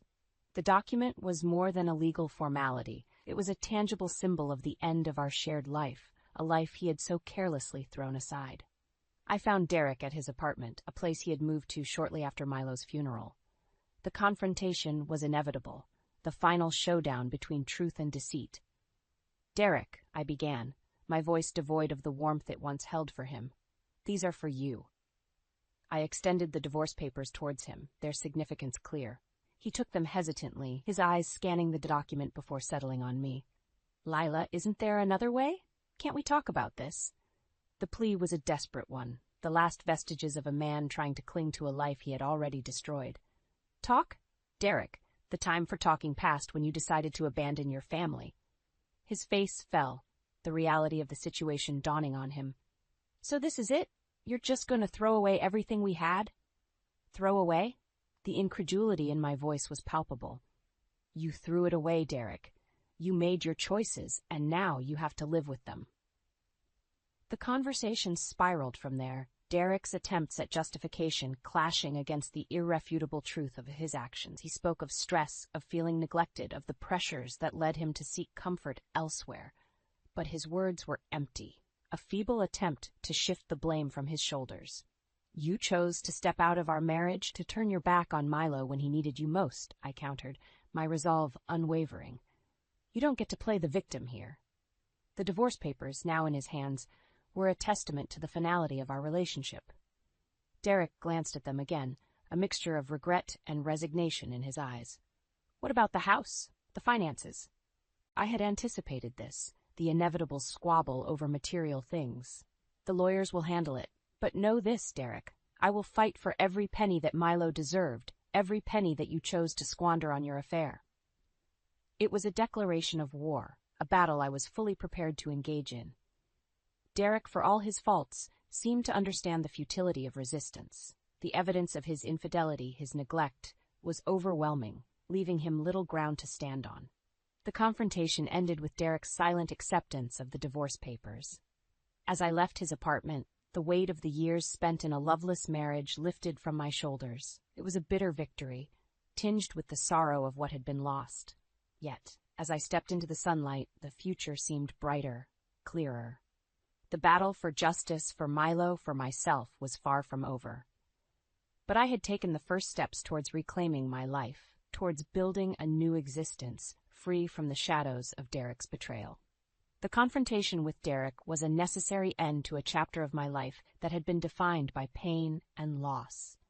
Now, with the divorce proceedings set in motion, I could begin to look forward to a horizon filled with the promise of new beginnings and the hope of healing. Milo's memory would forever be a part of me, a guiding light as I navigated the path towards a future where happiness was no longer just a distant dream. The divorce proceedings were a drawn-out affair, each session in court a reminder of the years wasted on a man who had shown his true colors when it mattered most. But as the final judgment was passed, granting me not only the divorce but also a significant portion of our shared assets and alimony, I felt a sense of closure. It wasn't about the money, it was about justice for Milo, for the life and love that Derek had so callously disregarded. In the weeks that followed, Derek's descent into ruin became public knowledge. The affair, once hidden behind closed doors, was now a scandal that tarnished his reputation and career. He had lost his job, the respect of his peers, and any sympathy from those who had once called him a friend. One evening, as I sat in the quiet of the home I was preparing to leave behind, there was a knock at the door. Expecting a delivery, I was surprised to find Derek standing on the other side, a shadow of the confident man he once was. "Lila," he began, his voice lacking its usual authority. I've lost everything." The sight of him, so diminished, sparked a complex web of emotions within me. There was satisfaction in seeing karma at work, but also a pang of pity for the man who had once been my partner, the father of my child. "You made your choices, Derek," I said, my tone neutral. "You have to live with the consequences." He nodded, a resigned acceptance in his gesture. "I know, I never thought it would come to this, losing my job, my friends." "It's the price of your actions," I replied, the finality in my voice mirroring the closure of our shared past. "You chose to step outside our marriage, to abandon Milo when he needed you the most. This is the result of those choices." Derek lingered for a moment, as if searching for words that could bridge the chasm between us. Finding none, he turned and walked away, a solitary figure receding into the twilight of his own making. As the days passed, the reality of my new life began to take shape. The house sold, and with the proceeds I moved to a coastal town, a place where the memories of Milo could find a peaceful home. Here, amidst the sound of the waves and the vast expanse of the sea, I found solace in my work and the community that welcomed me with open arms. Cheryl, Derek's mistress, faced her own downfall. Exposed and ostracized for her role in the destruction of our family, she too experienced the harsh backlash of public condemnation. It was a bitter reminder that actions have consequences, and the truth once revealed spares no one. In this new chapter of my life, I found strength in the memories of Milo, in the love that had never wavered even in the face of adversity. The pain of the past was still a part of me, but it no longer defined my existence. Instead, it was the foundation upon which I built a future filled with hope and the promise of new beginnings. Derek's downfall, while a source of vindication, was not what sustained me. It was the knowledge that I had stood up for what was right, for Milo and for myself. In seeking justice for my son's memory, I had found a path to healing and redemption. As I walked along the beach, the waves whispering promises of renewal, I knew that the journey ahead was mine to shape. The scars of the past would always be with me, but so too would the strength and love that Milo had left behind. In honoring his memory, I had discovered a resilience within myself, a determination to live a life filled with joy, purpose, and the pursuit of happiness that had once seemed so elusive, and in the end that was the greatest revenge of all. The ringing of my phone shattered the evening calm. "Elena, it's Marcus. I've had an accident. Come to the hospital now." His voice was a mix of pain and panic, but all I could think of was the irony. Just a month ago, I was the one in a hospital bed, alone and neglected. "I'm Elena Carter, 32, a graphic designer, married to Marcus for 4 years. Our marriage, once a dream, had wilted under the weight of his immaturity and my growing disillusionment." "Might be serious, Elena. Are you listening?" Marcus's voice crackled through the phone, snapping me back to the present. "Yes, I heard you," I replied, my voice steady, devoid of the urgency he expected. "But Marcus, remember when I was in the hospital? You never showed up, not even once." There was a pause, a silence that spoke volumes.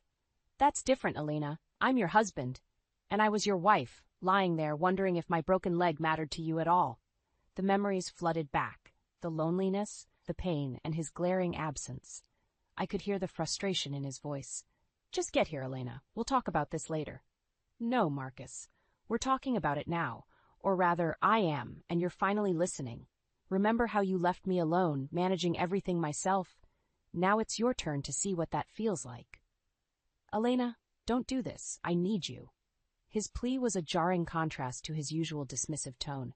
It was almost satisfying to hear that note of desperation. "I needed you too, Marcus. When I was lying in that hospital bed, scared and alone, I needed you. But where were you? Out with friends? Buried in work?"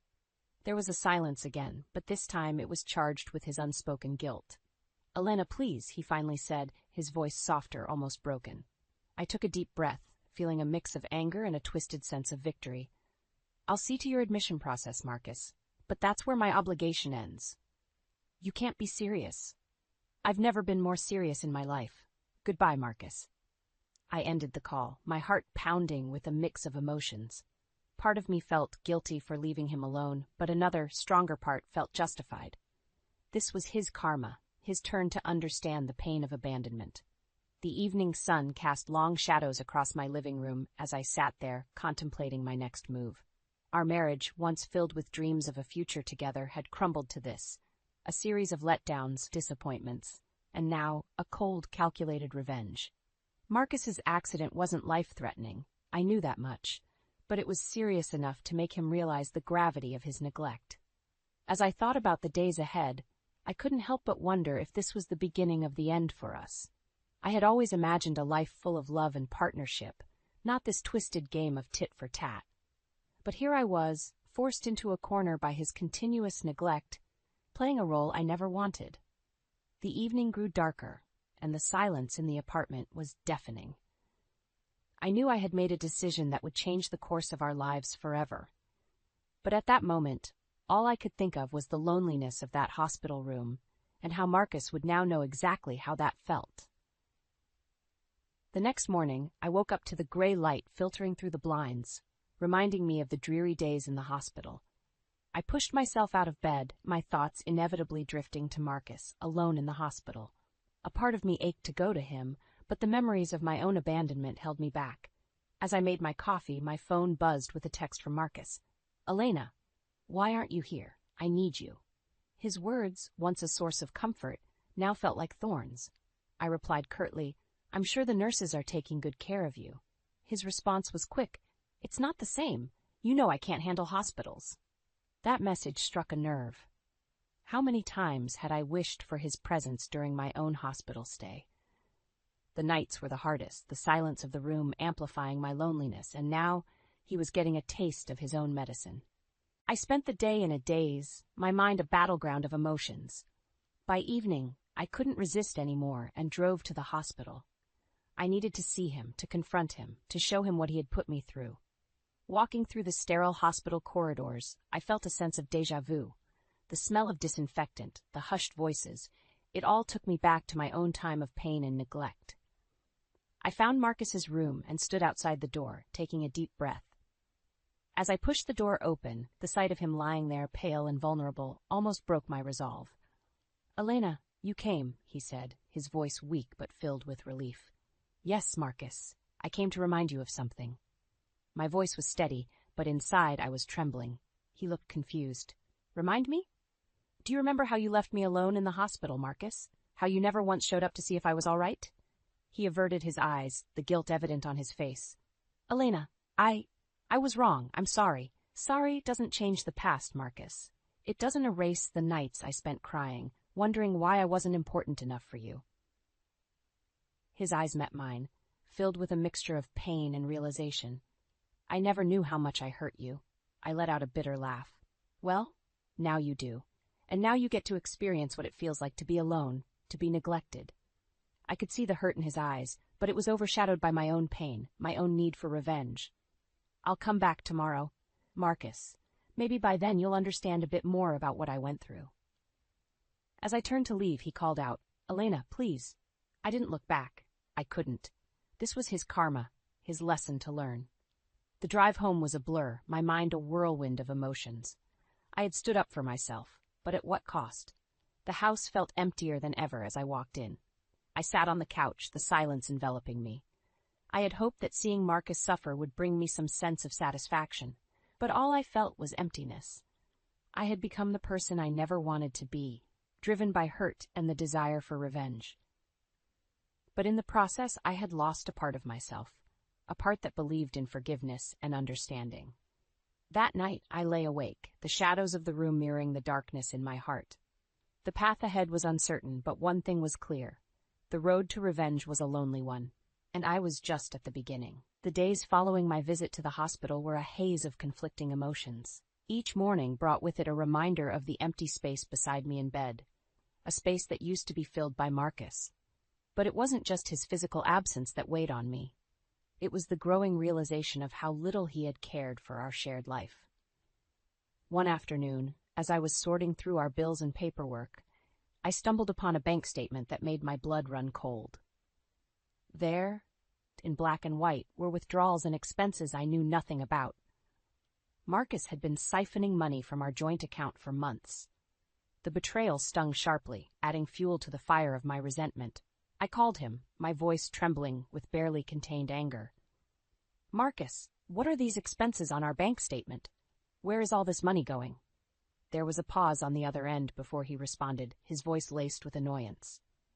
"Elena, now's not the time. I'm in the hospital, remember?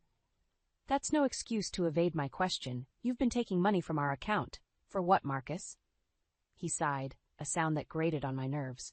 "Fine. I've been having some financial issues. I didn't want to worry you."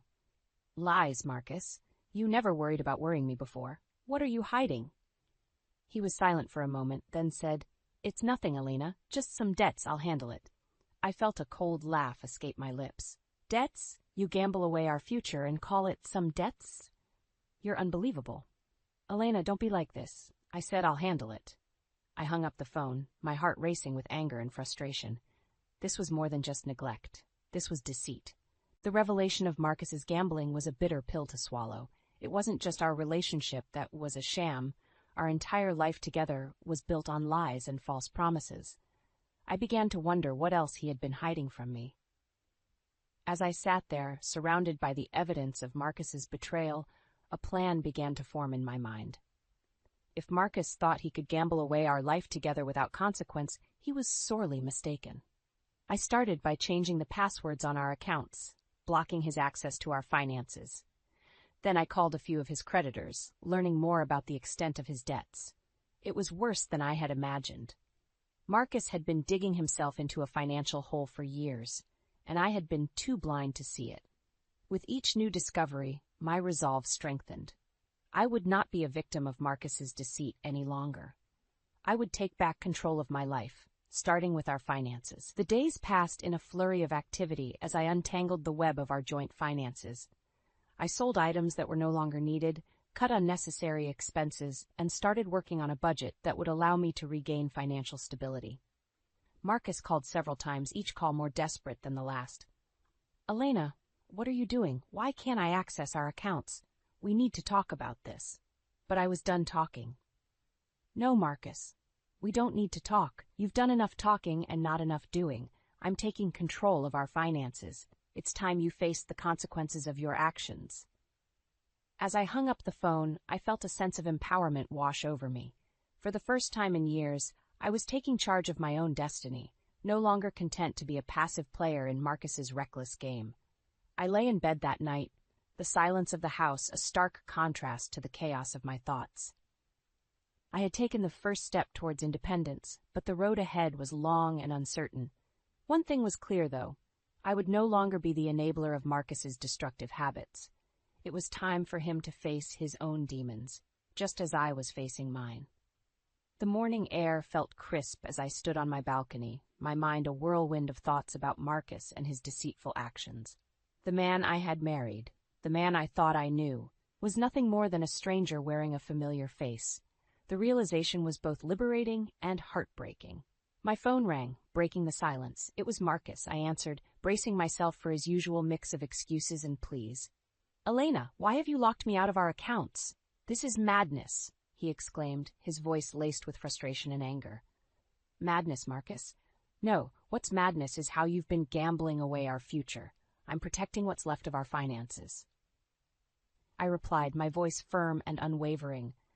This is not your decision to make alone. We're married, Elena. You're overreacting. Overreacting? You've been lying to me, hiding debts, and now you accuse me of overreacting? I won't let you drag me down with you. There was a pause, and I could almost hear the gears turning in his head as he searched for a way to manipulate the situation. Elena, please. I need your support now more than ever. I'm still in the hospital, remember? His attempt to gain sympathy fell on deaf ears. Your being in the hospital doesn't erase what you've done. It's time you face the consequences of your actions. I could sense his anger rising. You're being unreasonable, Elena.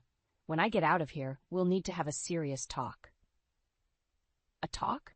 That time has passed, Marcus. Actions speak louder than words, and your actions have shown me everything I need to know. I ended the call. A sense of satisfaction mixed with a pang of sadness. The man I had once loved was now the source of my deepest contempt. As the days passed, I poured my energy into rebuilding my life piece by piece. I updated my resume and started applying for jobs, determined to stand on my own 2 feet. The house, once a shared space filled with laughter and love, now felt like a prison of memories. I started planning to move out, to find a place that I could call my own. Marcus's texts and calls became more infrequent, each one more desperate than the last. Elena, we need to talk. This can't be the end for us. But it was too late for talk. The bridge between us had been burned, and I had no intention of rebuilding it. The day of his discharge from the hospital arrived. I received a text from him. Elena, I'm coming home. We need to sort this out. I replied with a single sentence. There's nothing left to sort out, Marcus. I won't be there when you get home. I packed the last of my belongings, taking one last look at the home we had built together. It was time to leave the past behind and start anew. As I drove away, I felt a weight lift off my shoulders. The road ahead was uncertain, but for the first time in a long time, I felt hopeful. I was no longer bound by Marcus's deceit and betrayal. I was free to chart my own course, to find my own happiness. The sun set behind me as I drove towards my new beginning, leaving the shadows of the past behind. Settling into my new apartment, a sense of peace enveloped me, a stark contrast to the turmoil of my former life with Marcus. This small space was my sanctuary, a place untainted by deceit and betrayal. I had just begun to unpack the last of my boxes when my phone rang. It was Marcus, his voice a mix of anger and desperation. Elena, what is this? I come home to an empty house? Where are you? He demanded. I've moved out, Marcus. I'm starting over away from your lies and your gambling, I responded, my voice steady and resolute. This is absurd. You can't just leave me like this. What about our marriage vows? Vows? You broke those vows long ago, Marcus, when you chose gambling over our future. He was silent for a moment, and I could almost hear the cogs turning in his head, searching for the right words to regain control. Elena, you're being too hasty. Let's talk about this. We can fix it, he pleaded. Talk? Marcus, all you ever did was talk. Promises, excuses, lies. I'm done listening. It's time for action, and my first action was leaving you. You'll regret this, Elena. You need me. His words, once powerful enough to sway me, now fell flat. No, Marcus, it's you who needs me, but you won't have me anymore. I'm taking back my life. I hung up the phone, cutting off any further attempts from him to manipulate the situation. I was done being a pawn in his game of deception. The following days were a whirlwind of activity as I threw myself into my new job and setting up my home. I relished the freedom of making my own decisions, of living a life free from Marcus's shadow. But the tranquility was short-lived. One evening, I received an email from a private investigator I had hired before leaving Marcus. The report contained photos and evidence of Marcus's infidelity, confirming my worst fears. He hadn't just gambled away our finances, he had been cheating on me for months. The revelation was a gut punch, a painful confirmation of how far our marriage had fallen. But it also fueled my resolve to cut all ties with Marcus. I couldn't let his actions dictate my future any longer. I called him one last time, the evidence from the investigator in front of me. Marcus, I know about the affair. Don't bother denying it. I have proof. There was a moment of stunned silence before he responded, his voice a mixture of anger and guilt. Elena, it's not what you think. She meant nothing. She meant enough for you to betray our marriage. It's over, Marcus. I'm filing for divorce. His pleas and excuses continued, but I was unmoved. The man I had once loved was a stranger to me now, his words meaningless. I hung up the phone, a sense of finality washing over me. The chapter of my life with Marcus was closing, and a new one was beginning. I was ready to face the future, unburdened by his betrayal. As I looked around my small apartment, I realized it wasn't just a new home. It was a symbol of my newfound strength and independence. I had survived Marcus's deceit, and I would thrive in spite of it. The night sky outside my window was dotted with stars, each one a reminder that even in darkness there is light. I was ready to step into that light, to embrace the possibilities of a life lived on my own terms. The day I filed for divorce was filled with a tumult of emotions. There was a sense of finality, a closing of a chapter filled with betrayal and hurt. As I left the lawyer's office, my phone buzzed. It was Marcus. Divorce? Really, Elena? Is this what you want? His voice was a mix of disbelief and anger. Yes, Marcus. This is exactly what I want. I want freedom from your lies, your gambling, and your affairs, I replied, my voice resolute. You can't do this to me. We're married, for better or for worse. Worse, Marcus? You've given me nothing but the worst. I've tolerated your behavior for too long, no more. He scoffed. You think you can just walk away from this? From me? You'll be nothing without me, Elena. I'd rather be nothing than continue being your enabler and victim. You made your choices, Marcus, and now you have to live with them. His voice turned to desperation. Elena, please, we can go to counseling, work this out. I need you. You needed me, Marcus. Past tense. You lost me the moment you decided to betray our vows. Hanging up the phone, I felt a weight lift off my shoulders. I had finally said what needed to be said. The path to healing was long, but I had taken the first step. The following weeks were a blur of paperwork and meetings with my lawyer. The divorce proceedings were messy, with Marcus trying to cling to every asset and penny we had accumulated together. But I stood my ground, determined to get what I deserved. The day the divorce was finalized felt surreal. As I walked out of the courtroom, a sense of freedom enveloped me. I was no longer Elena, Marcus's wife. I was just Elena, and that was more than enough. But even with the legal ties severed, the emotional wounds remained. I threw myself into work and rebuilding my life, but the nights were the hardest. The silence of my apartment was a stark reminder of the emptiness within. One evening, as I sat alone with my thoughts, my phone rang. It was a number I didn't recognize. Hesitantly, I answered. Elena, it's me, Marcus. I need to talk to you. His voice was different, lacking the usual arrogance and manipulation. There was a hint of something else, something I couldn't quite place. Why are you calling me, Marcus? We have nothing left to discuss, I said, my voice cold. I know. I wanted to apologize for everything. The words caught me off guard. In all our years together, Marcus had never truly apologized for anything. Why now, Marcus, after everything? Because I've lost everything, Elena. The gambling, the affair, I've lost my job, my friends, everything. I'm alone, and it's all my fault. His words were a cold comfort. Part of me wanted to feel vindicated, to revel in his downfall. But another part, a part I thought I had buried, felt a pang of sadness for the man he could have been. Marcus, I can't help you. You need to help yourself. Find a way to make amends, not with me, but with yourself. There was a long silence before he spoke again. You're right, Elena. I'm sorry for everything. As I hung up the phone, I realized that this was the closure I needed. Marcus was facing the karma for his actions, and I was free to move on with my life. I looked around my apartment, my sanctuary, and felt a sense of peace. I had survived the storm and come out stronger. My future was mine to shape, and for the first time in a long time, I was excited to see where it would take me. Months had passed since my divorce from Marcus was finalized. The journey had been arduous, filled with battles both legal and emotional. But as I looked out the window of my new apartment, watching the city lights twinkle, I felt a sense of accomplishment. I had emerged from the shadow of a broken marriage, stronger and more resilient. The sound of my phone ringing broke the tranquility of the evening. Glancing at the screen, I saw a name I hadn't expected. Thomas, my first love from years ago. Hi, Thomas. It's been a while, I said, my voice tinged with surprise. Elena, I heard about your divorce. I just wanted to check in on you, see how you're doing. Thomas's voice was warm, a soothing balm to my bruised heart. I'm doing okay, Thomas. Rebuilding, you know how it is, I replied, trying to sound more upbeat than I felt. There was a hint of hesitance in his voice. I was wondering if maybe you'd like to meet for coffee? Catch up on old times? The invitation caught me off guard. Thomas and I had ended on good terms, but life had taken us in different directions. Yet the thought of reconnecting with him brought a smile to my face. I'd like that, Thomas. Let's meet up. The day we met for coffee felt like stepping into a time capsule. Thomas still had the same easy smile and gentle eyes that had drawn me to him all those years ago.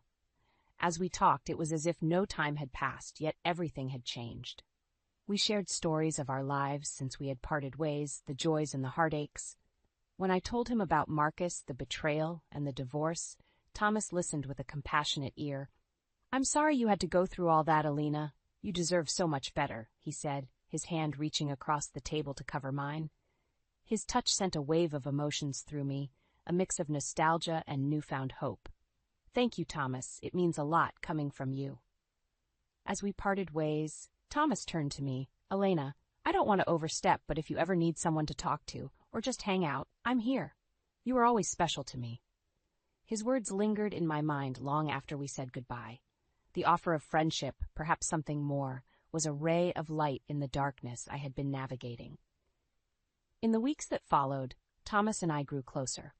He was a stark contrast to Marcus, his kindness and sincerity a balm to my wounded heart. Our friendship blossomed, and I found myself smiling more, the burden of the past slowly lifting. One evening, as we walked along the river, Thomas stopped and turned to me. Elena, I know you've been through a lot, but I've always cared about you, and I always will. I don't want to rush you, but I want you to know my feelings are real. His confession took me by surprise, but it was a welcome one. Thomas, I care about you too. I'm just scared of getting hurt again. He took my hands in his. I understand, Elena, and I'll wait, for as long as you need. I just want you to be happy. Standing there under the starlit sky, I realized that this was the beginning of a new chapter. A chapter where I could heal, where I could love again, on my own terms. The pain and betrayal of the past were still there, but they no longer defined me. I was Elena, strong, resilient, and ready to embrace whatever the future held. With Thomas by my side, I stepped forward into the new chapter of my life, one filled with hope and the promise of new beginnings. The shrill beeps of my alarm clock jolt me awake before sunrise. I rub the sleep from my eyes and shuffle to the kitchen to pack Carter's lunch. It's a routine I gladly embrace. Preparing Carter's favorite spinach quiche and peach iced tea brings me joy, even at this ungodly hour. As I arrange the Tupperware containers into Carter's worn leather lunchbox, I smile thinking about his reaction later. The little daily rituals we share amidst our hectic lives are everything. My event planning business is demanding, often keeping me chained to my desk into the late hours. But I cherish these small gestures, tiny acts of love that anchor our marriage. Carter leaves while it's still dark, the spring air crisp and dewy. I imagine his commute, perhaps listening to upbeat oldies as he drives across town to the tool factory. As an assembly line worker, his job is monotonous, but it pays the bills. He'll take his usual spot alongside his buddies, bantering back and forth as they install parts. And when lunch rolls around, his face will light up seeing the meal I prepared. At least, that's what I picture. But today, destiny has other plans. I'm rushing to prepare for a client meeting when I pass a new cafe I've been meaning to try. On impulse, I duck inside, craving an iced latte to revitalize my morning. The line is shorter than expected. I'm waiting for my drink when a shirt with a familiar oil stain catches my eye through the window. My head whips around in surprise. It can't be. But there's no denying what I see next. Carter handing the lunch I packed to a mangy stray mutt. My mind reels in confusion and anger. He cradles the mutt like a baby, cooing softly as he lets it devour my thoughtfully crafted meal. The quiche I sliced into perfect triangles. The tea I steeped from his favorite peach white tea bags, lovingly packed at dawn so he could enjoy them on his break.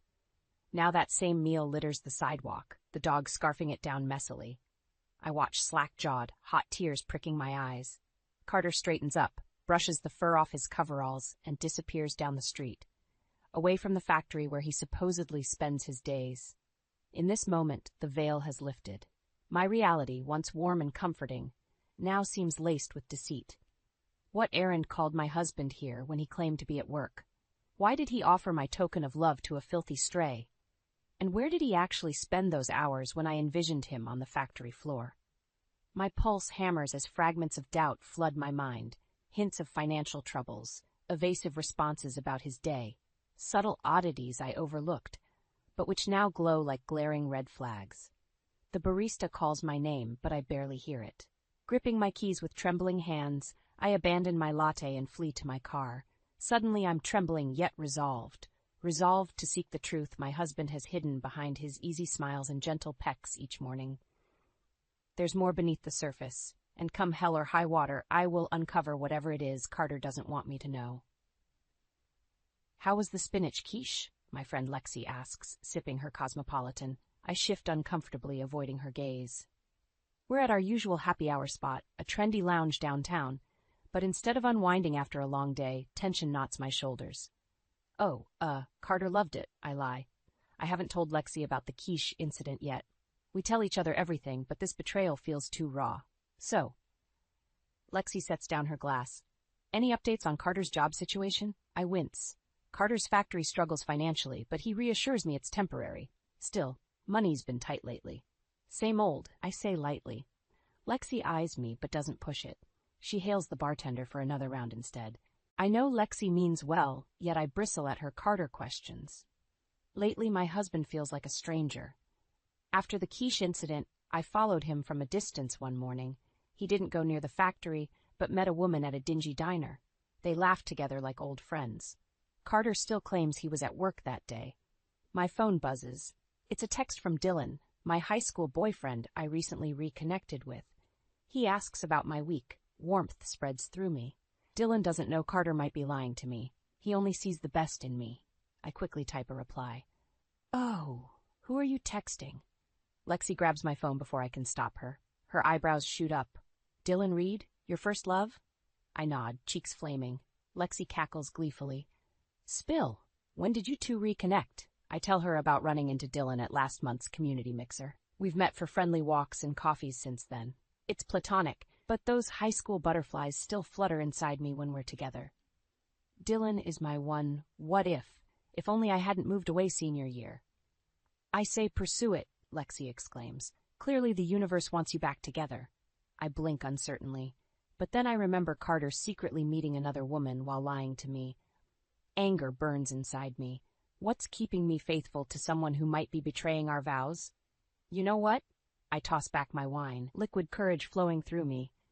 I think I will pursue things with Dylan. Lexi whoops excitedly.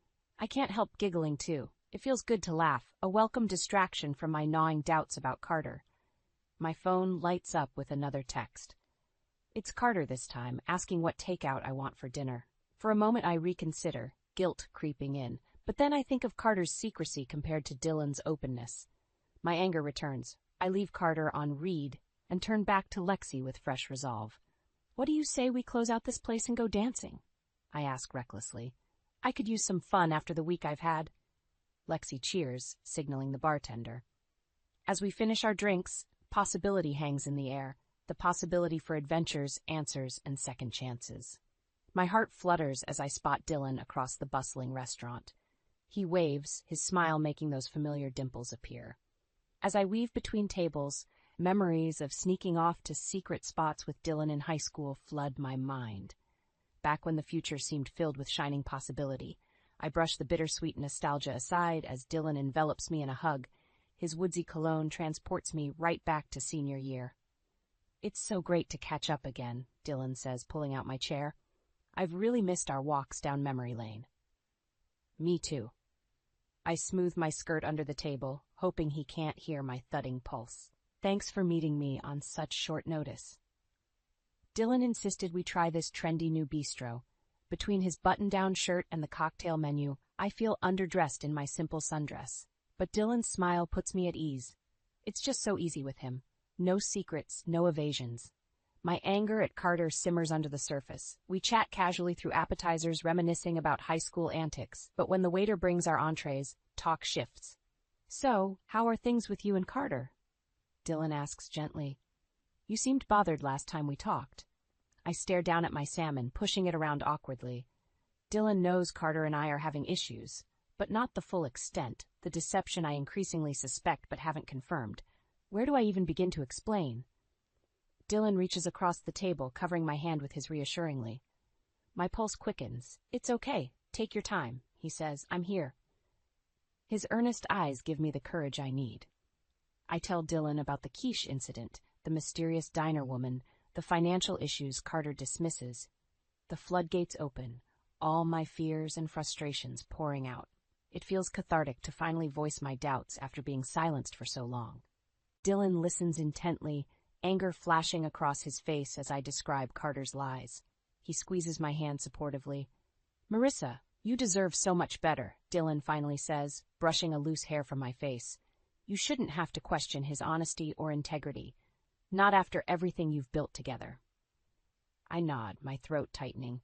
Hearing the words out loud brings tears to my eyes. Because despite desperately wanting to trust Carter, my gut whispers that something sinister lurks beneath his benign surface. Dylan flags down the waiter, insisting on boxes so he can walk me home. Outside my house, night blankets the neighborhood in shadows. Facing the looming darkness of my doubts almost overwhelms me. Sensing my fear, Dylan pulls me into a fierce hug. I cling to his solid frame like a life raft, letting the tears fall freely. "You're so strong, Marissa," he murmurs. "Don't lose hope. Get the answers you deserve, no matter what it takes. I'm right here with you."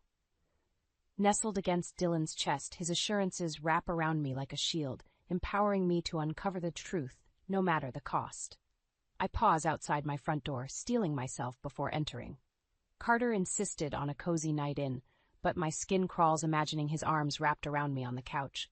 Not after the doubts Dylan validated. I find Carter in the kitchen, humming as he chops vegetables for stir-fry. He smiles when he sees me, like nothing's amiss. "There's my beautiful wife." He tries to kiss me, but I evade it, busying myself with the mail. His eyes cloud with confusion. "Everything okay, babe?" "Long day," I mutter, shuffling through envelopes. Bills, advertisements, an ominous letter from the bank. My blood turns to ice. It's addressed to Carter, postmarked 2 weeks ago. But he never mentioned it. I fight to control my expression as Carter prattles about his work buddy's promotion. "By the way, did you see a letter from our bank?" I interrupt casually. "I want to check on our balance." Carter's movements still. "Oh, no. Maybe it got lost." He keeps cooking, avoiding my gaze. My hands tremble, clutching the envelope. Why keep this from me unless he's hiding something? We eat in tense silence. Carter attempts small talk while I poke at my food, lost in thought. As soon as he leaves for the bathroom, I grab his phone to search for clues. It's locked, but opens easily with Carter's birthday as the passcode. Idiot. Scrolling hurriedly, I discover vague texts with a woman named Sienna. My blood boils reading their flirtatious banter. Then I open Carter's banking app. He has a separate account I never knew about, recently drained to almost nothing. Footsteps sound down the hall. I exit out and toss the phone aside just as Carter enters. "Who's Sienna?" I ask sharply. Carter pauses. "What do you mean?" "The woman you've been texting. How long have you been involved with her?" Panic flashes across his face. "Babe, I swear there's nothing going on." "Save it," I snap. "I saw the messages and the secret account. Did you blow all our money on this woman? Is that why you hid the bank letter?" Carter runs a hand through his hair, looking cagey. I want to slap the deception off his lying face. "Marissa, please." He reaches for me desperately. "I messed up, okay? But we can get through this." I recoil from him. "By lying to me more?" "I don't think so. I'm staying with Lexi until I figure this out." Carter tries apologizing and making excuses as I shove clothes in an overnight bag with tears blurring my vision. But I block out his deceitful voice, focusing only on my exit route. Finally outside, I gulp the fresh air hungrily. With clarity comes purpose. I won't let Carter evade accountability any longer. I came into this marriage an open book, and it's time he pays that forward too. No matter what it exposes about the man I thought he was. I stare gloomily into my coffee as Lexi bustles around her kitchen, heaping pancakes onto plates. Usually I delight in her fluffy homemade breakfasts. But with my crumbling marriage consuming all mental bandwidth, the syrupy stack turns my stomach. Last night I lay awake, analyzing every interaction with Carter, seeking clues I overlooked. Each small inconsistency and deflection glares back accusingly. How did I ignore so many warning signs? Lexi sets down the plates and grips my shoulders, snapping me out of my spiral. Hey, look at me. Her brown eyes radiate fierceness. We'll get to the bottom of this, but first fuel up. You need strength. I smile gratefully before half-heartedly poking at a pancake. As we discuss strategies between bites, Lexi reminds me of unanswered questions, like Carter's inconsistencies about work and evasiveness over finances, and this Sienna figure. Who is she? An old friend? His mistress? My phone buzzes with a text from Carter. Can we talk this over? I miss you. I scoff bitterly at his audacity. Miss me so much that he drained our accounts for his mistress? Not likely. I show Lexi the message. She shakes her head, disgust twisting her lips. Oh no, he doesn't get to dictate this conversation, she says firmly. You decide where and when the next discussion happens. I nod, stealing my resolve. My old tendency was letting Carter smooth tensions over by redirecting conversations. No more. Those days vanished when I uncovered his web of deception. As I help Lexi tidy up breakfast, an idea sparks. My event planning skills are all about crafting situations and interactions. Why not use them to orchestrate the ideal setting for confronting Carter? Somewhere public, controlled, on my own terms. I share the thought with Lexi, whose eyes light up wickedly. Together we scheme the details during Lexi's smoke break on the balcony. Soon a vision crystallizes. I'll coerce Carter into meeting at my largest upcoming event under the guise of reconciling, then ambush him there with hard evidence in a way he can't manipulate or explain away. My phone buzzes again, just as we head back inside. I tense, expecting another simpering missive from Carter. But it's Dylan this time, asking to meet up. A rush of warmth temporarily overrides my fury at Carter. After Lexi affirms what a supportive contrast Dylan is, I message him a rainbow emoji, our old code for meet in 20 minutes at our special spot. Soon, I'm nestled with Dylan on a secluded park bench, our teenage makeout spot. Just having his sturdy presence beside me works wonders to clear my mind. I fill him in on the scheme Lexi and I crafted. Dylan grins triumphantly when I finish explaining. I always knew you were a brilliant strategist, he says, squeezing my hand. Carter won't know what hit him. Buoyed by Dylan's confidence in me, fresh energy flows through my veins. I can see my path clearly now. First setting the confrontation stage by luring Carter into complacency. Then launching a surprise attack armed with proof he can't rebut, finally exposing his lies for all to see. With Dylan as my stalwart coach, I know I'll channel righteousness, not anger, when the curtain falls on Carter's duplicity. For he never anticipated the formidable strength and conviction within my soul, an iron will he awakened himself the day he crossed me. I straighten the drapes for the 100th time, ensuring the venue's ballroom looks perfect. Tonight, over 300 guests will fill these glittering tables for a glamorous charity auction. My largest event yet, the perfect backdrop for confronting Carter. I glance around nervously, checking arrangements. A bar station with Carter's favorite craft beers. Bid paddles adorned with rainbow bows, our old code symbolizing promises. And a microphone ready for me to publicly address attendees, including Carter. My heart pounds as arriving guests stream into the ballroom. I nearly jump out of my sequined heels, feeling Dylan's steadying hand on my back. He looks strikingly handsome in an all-black suit. It's showtime, he murmurs. Remember, you've got this. I squeeze his hand gratefully. We part ways so I can glad-hand patrons by the silent auction displays. I chat and mingle casually despite scanning for Carter's face in the crowd. Finally, I spot him wandering in with wide eyes, dressed in an ill-fitting sports jacket. He seems uncomfortable in this luxe setting. Good. I signal the band to start playing, then grab 2 beers from the bar and approach Carter confidently. Hi, honey, I chirp, pressing a cold bottle into his hand. So glad you could make it to support our cause. Isn't this incredible? I gesture brightly around the glamorous room. Carter shifts uncertainly. Wow. You pulled out all the stops, he says. I feel a little underdressed. I wave dismissively. Oh, nonsense, you look very dapper, Carter scratches his neck. So about everything going on, think we could talk more soon? His eyes radiate desperation for forgiveness, reconciliation, escape from consequences. Too bad, he's getting none tonight. I touch his elbow, donning my most reassuring smile. Soon, babe. For now, just enjoy yourself. With that, I sashay away, adrenaline coursing through me. The band starts playing Signed, Sealed, Delivered. Dylan's wink from across the room tells me it's no coincidence. This song played at prom when Dylan and I secretly became official. Now it soundtracks the night I regain my independence. After the champagne toast, I take the microphone, welcoming everyone. As I start the live auction, Carter shifts closer to the stage looking eager. Thinks he's back in my good graces just like that, oblivious moron. His jaw drops when I introduce the next item, a romantic weekend for two at the exclusive Honeymoon Hollow Cottage. Let's open bidding at $500, I chirp. Multiple paddle numbers flash instantly, but not Carter's. He shoves his hands in his pockets, shrinking away from the stage. Do I see $800? More paddles rise, the price climbing steadily. But Carter's eyes stay glued to the floor, posture screaming discomfort. Perfect. I wrap up the item at $2,000, blowing a theatrical kiss to the winning couple. Then I straighten, stealing my nerves. Before we proceed, I'd like to make a quick announcement. Carter's eyes dart up in surprise. Across the room, Dylan gives an encouraging nod. My pulse thrums as I prepare to shred Carter's duplicitous facade once and for all. I grip the microphone tightly, knuckles white. The dazzling ballroom falls silent, all eyes turning expectantly to me, including Carter, who freezes near the front with confusion etched across his paling face. I take a deep breath, willing steel into my spine. Tonight's event has raised over $50,000 so far for families battling childhood hunger, I begin proudly.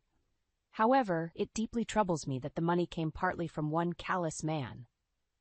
Murmurs ripple through the room as I stare directly at Carter, my finger pointing in accusation. This man, my own husband, recently drained funds from our joint savings, money that could have fed struggling families for months. Audible gasps sound now. Carter shrinks further into himself, a deer in headlights. Even worse, I continue, he secretly funneled this money to support his mistress and their concealed love child. Chaos erupts, shocked chatter swelling to fill the vast room as Carter crumples. But I stay stalwart, fueled by righteous anger. Finally, the ugly truth engulfs Carter like the wreckage of his own making. No more hiding for the sniveling coward. You all deserve to know the truth about the fraud and deceit hiding behind this man's friendly mask. My voice amplifies through the speakers now. Please join me in renouncing these reprehensible actions so no one else gets deceived. The once admiring crowd turns, unleashing their disgust in Carter's direction. He sputters meaningless apologies that fade beneath their outraged roar. I signal security guards lurking nearby, who start escorting Carter firmly outside. His frantic eyes implore me for mercy, but my steely gaze betrays none. The guards strong-arm him out the doors into the night, where legal and social consequences await. Soon the ballroom regains order, patrons reclaiming their seats. I field concerned questions, cementing Carter's status as a contemptible scammer in these influential circles. His reputation here, and everywhere our clients conduct business, now lay in irrevocable tatters. When the last table clears out, I find Dylan waiting patiently alone near the dance floor. The space seems to glitter just for us. He pulls me into his arms, swaying slowly to the band's final song, an upbeat, empowering anthem, my choice. You were absolutely incredible tonight, he murmurs, eyes shining with admiration. Seeing you stand so fearlessly and speak your truth, you took my breath away. I press my cheek against Dylan's sturdy chest, his heartbeat echoing through me. No hiding anymore, not for Carter's cruelty, nor my blossoming feelings for Dylan through our reconnection. Everything lay bare now, wiping the slate clean. None of this would have happened without your faith in me, I whisper. Dylan tilts my chin up. You've always had that warrior spirit inside you, he says seriously. I'm just glad you finally embraced her power. Our lips meet, gently at first, but quickly deepening. In this long-awaited kiss lives blazing passion, heartache, nostalgia, and hope. His arms form a bastion against my self-doubt, awakening sacred parts of me too long dormant. When we finally pull back smiling, I know with sudden clarity my quest for truth unearthed so much more than Carter's deception. It revealed my deepest courage and conviction, and opened the door for long-overdue justice to transform not just my future, but his. I sip my morning coffee slowly, savoring the bitterness. Through the kitchen window, I see Dylan outside, playing tenderly with Lexi's young son. My heart swells watching them bond over silly faces and high fives. Last night after the gala, I crashed here exhausted but victorious. This morning, Lexi made waffles while I recounted every detail of the epic showdown. It felt cathartic speaking my truth aloud after being silenced for so long. Karma came calling hard last night. Lexi hoots, refilling my mug. So any updates on how Carter is handling the aftermath? I grab my phone, pulling up a local news site. Smirking, I turn the screen to Lexi. Splashed across it, she sees Carter's humiliated face beside the incriminating headline. Factory fraudster flees town after funds scandal. Lexi cackles loudly. Look at him with that rat face. This is priceless. I scroll through the article detailing the public outrage over Carter's financial schemes, including calls for legal investigation. Everything I worked for has come to fruition, the fruition of truth prevailing over deception. My phone pings as I receive notification of divorce papers submitted by Carter's attorney. I sign them digitally without hesitation. After years trapped in Carter's web of lies, I finally cut loose, the dead weight dragging me down. Well, now that he's getting criminally charged, at least the mistress can visit him in prison. Lexi jokes. We erupt in vindicated laughter just as Dylan walks back inside. Seeing my eyes crinkled in happiness makes his whole face glow. Last night we rekindled long-dormant feelings sparked years before either of us met Carter. Being near Dylan now somehow feels comforting yet exhilarating. I show Dylan the update about Carter fleeing town, no doubt trying to dodge hard consequences finally catching up to him. Dylan beams proudly and pulls me in for a lingering kiss. Here's to new beginnings, he says softly. Over his shoulder through the window I watch Lexi's son play innocently in a sunshine-filled yard. The joyfulness makes my heart swell, not just for the boy, but for myself too. I have so much life yet to live unburdened by Carter's dark cloud. Soon I'll rebuild my financial footing without his sly hands manipulating it. Someday, if I choose, maybe even find an honest love to build a family with. My pulse quickens, glancing at Dylan shyly. First comes embracing wide-open independence as I close this painful chapter. But thanks to rekindling my inner steel, the next one holds long-awaited light, and the promise of blooming in undiscovered ways during seasons ahead, wherever they may lead me. The silence in our living room was deafening as Mitchell finally broke it. Lorraine, I think we should get a divorce. His words, blunt and unexpected, should have stung, yet I felt an eerie calm. Oh? And what brought this on so suddenly? He shifted uncomfortably, avoiding my gaze. It's not sudden. I've gotten someone else pregnant. I paused, not with shock but deliberation. So this is how you break it to me? After 27 years, this is what our marriage comes down to? Mitchell's face was a canvas of guilt. I'm sorry, Lorraine. I didn't plan for this to happen. It's just... Just what, Mitchell? You fell into someone else's bed by accident? My voice was steady, but the sarcasm was hard to miss. He winced at my words. I know I've messed up. That's why I think a divorce is the best option. A bitter laugh escaped me. Best for whom, Mitchell? For you? For her? What about me? I know I've wronged you. I just want to make things right, he stammered. Make things right? I echoed, my tone incredulous. I stood up, walking over to the desk in the corner. From the drawer, I pulled out a folder and tossed it on the coffee table in front of him. If you're so keen on making things right, start here. He opened the folder, his eyes widening as he realized what it was. You have the divorce papers ready? Yes, I've had them for a while, I admitted, my voice a mix of sadness and resolve. Why didn't you say anything before? His question was almost a whisper. Because I was waiting to see if you had any decency left. Clearly, I was mistaken, I replied sharply. Mitchell leafed through the papers, a sense of resignation washing over him. So what now? Now you sign them, and we both move on, I said firmly. He picked up the pen, his hand hesitating for a moment before signing his name. I really am sorry, Lorraine. Sorry doesn't change what you did. It doesn't erase the years of lies, I said, my voice tinged with bitterness. With the papers signed, Mitchell stood up, his figure seeming smaller, defeated. I'll leave tomorrow. I'll make arrangements for a place. I nodded, feeling a strange sense of liberation mixed with sorrow. Goodbye, Mitchell. As he walked out of the room, I realized this was the end of our shared story. But it was also the beginning of something new for me. A chance to find myself again, beyond the shadows of betrayal. The next morning, the house felt emptier, the silence more profound. I sat at the kitchen table, sipping my coffee, lost in thought. The doorbell rang, jolting me back to the present. It was Elise, my daughter, her eyes filled with questions. Mom, what happened? I got your text. Is it true about you and Dad? Elise asked as she sat down. I nodded. Yes, Elise, your father and I are getting a divorce. He's not the man we thought he was. Her expression turned from concern to anger. Did he hurt you? What did he do?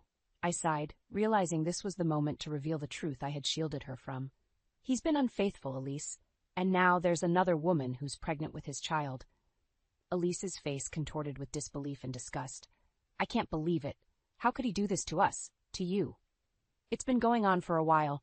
I knew, but I chose to wait. For the right moment. For your sake, I explained, my voice heavy with unshed tears. Elise reached for my hand, her own trembling. Mom, I'm so sorry. You shouldn't have had to go through this alone. A bitter laugh escaped me. I wasn't alone. I had my suspicions and my plans. I just played the part of the oblivious wife. Her eyes widened. You knew? All this time? Yes. I had to be sure. And then I had to wait for you to graduate. I couldn't disrupt your life with this mess, I said, trying to sound more confident than I felt.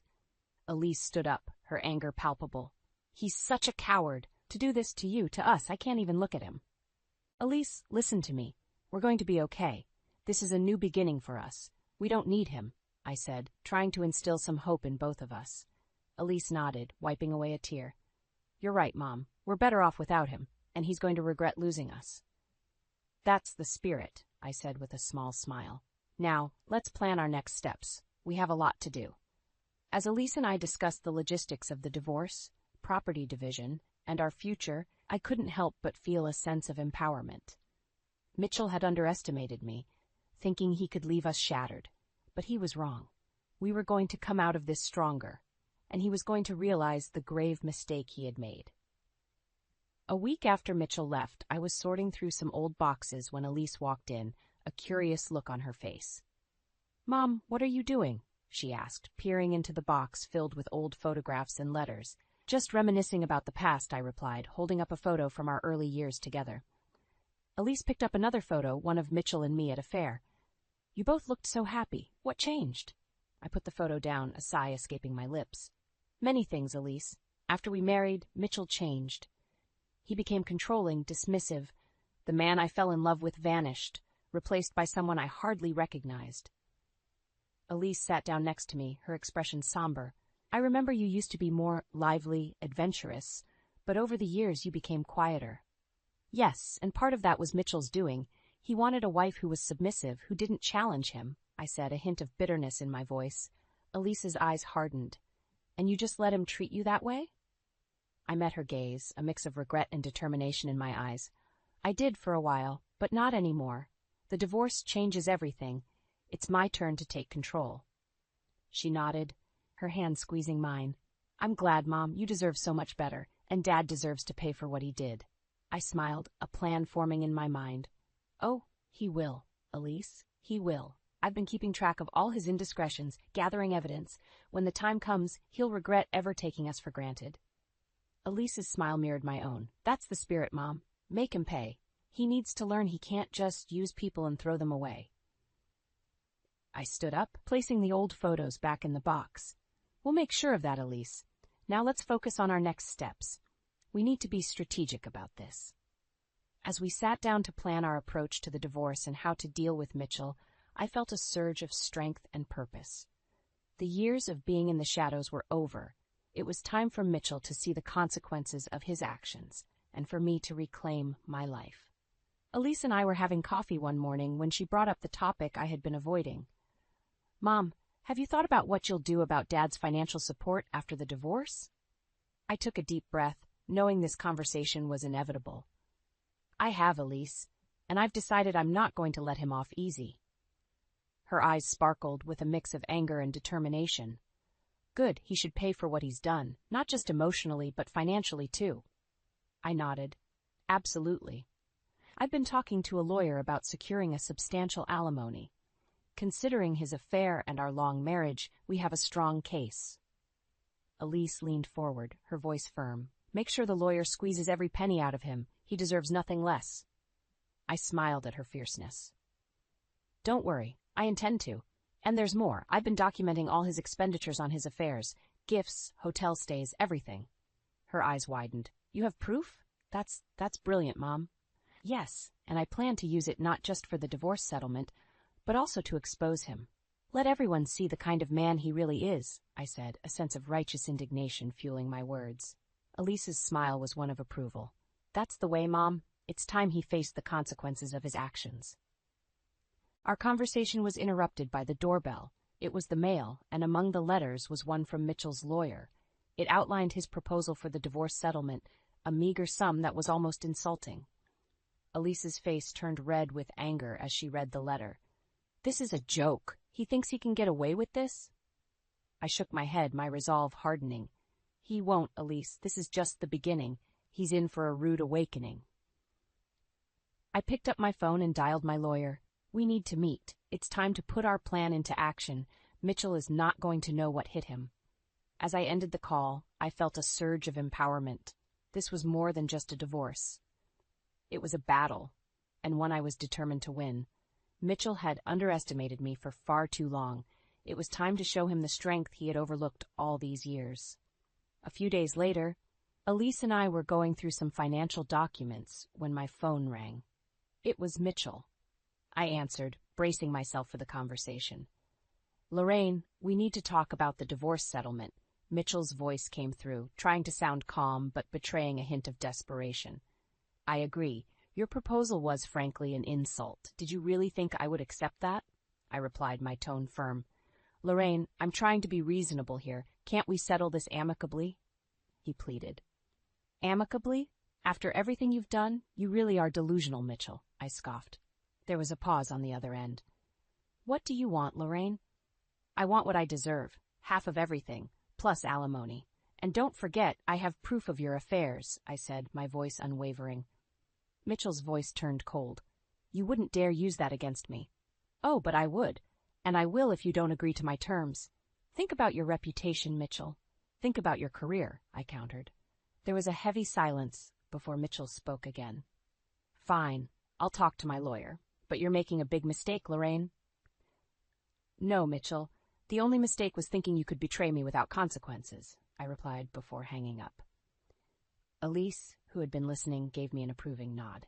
You were amazing, Mom. He's finally realizing he can't control you anymore. I sighed, feeling a mix of triumph and sadness. It's not over yet, Elise, but we're getting there. He's going to pay for everything he's put us through. Elise hugged me. We're in this together, Mom. We'll make sure he regrets his actions. As we returned to our paperwork, I couldn't help but feel a sense of justice. The road ahead would be tough, but I was ready to fight for what was rightfully mine. Mitchell had underestimated me for the last time. The game had changed, and this time I was in control. Several weeks had passed since the confrontation with Mitchell. Elise and I sat in our lawyer's office, finalizing our strategy, when my phone buzzed with a message from Mitchell. It was a bitter complaint about the alimony and division of assets. Elise glanced over and saw the message. Is that him? Still trying to weasel his way out of what he owes? I nodded, replying to Mitchell with a firm message reiterating our terms. He's panicking now. He knows he's backed into a corner. Elise's expression hardened. Good. He deserves to feel some of the pain he caused us. Our lawyer, Miss Pearson, looked up from the documents. Lorraine, Elise, we have a strong case. His financial infidelity, combined with your evidence, puts us in a favorable position. We can push for more in the settlement. I felt a sense of vindication. Let's do it. He needs to understand the consequences of his actions. Elise smiled, a fierce look in her eyes. Make him pay, Mom. Every single penny. As we left the lawyer's office, my phone rang again. It was Mitchell, his voice more agitated than before. Lorraine, this is madness. You're ruining me. Can't we come to a reasonable agreement? He begged. Reasonable? You mean like how reasonable you were when you cheated and lied all these years? I retorted. Mitchell's voice broke, a mix of anger and desperation. You're going to regret this. I won't let you take everything from me.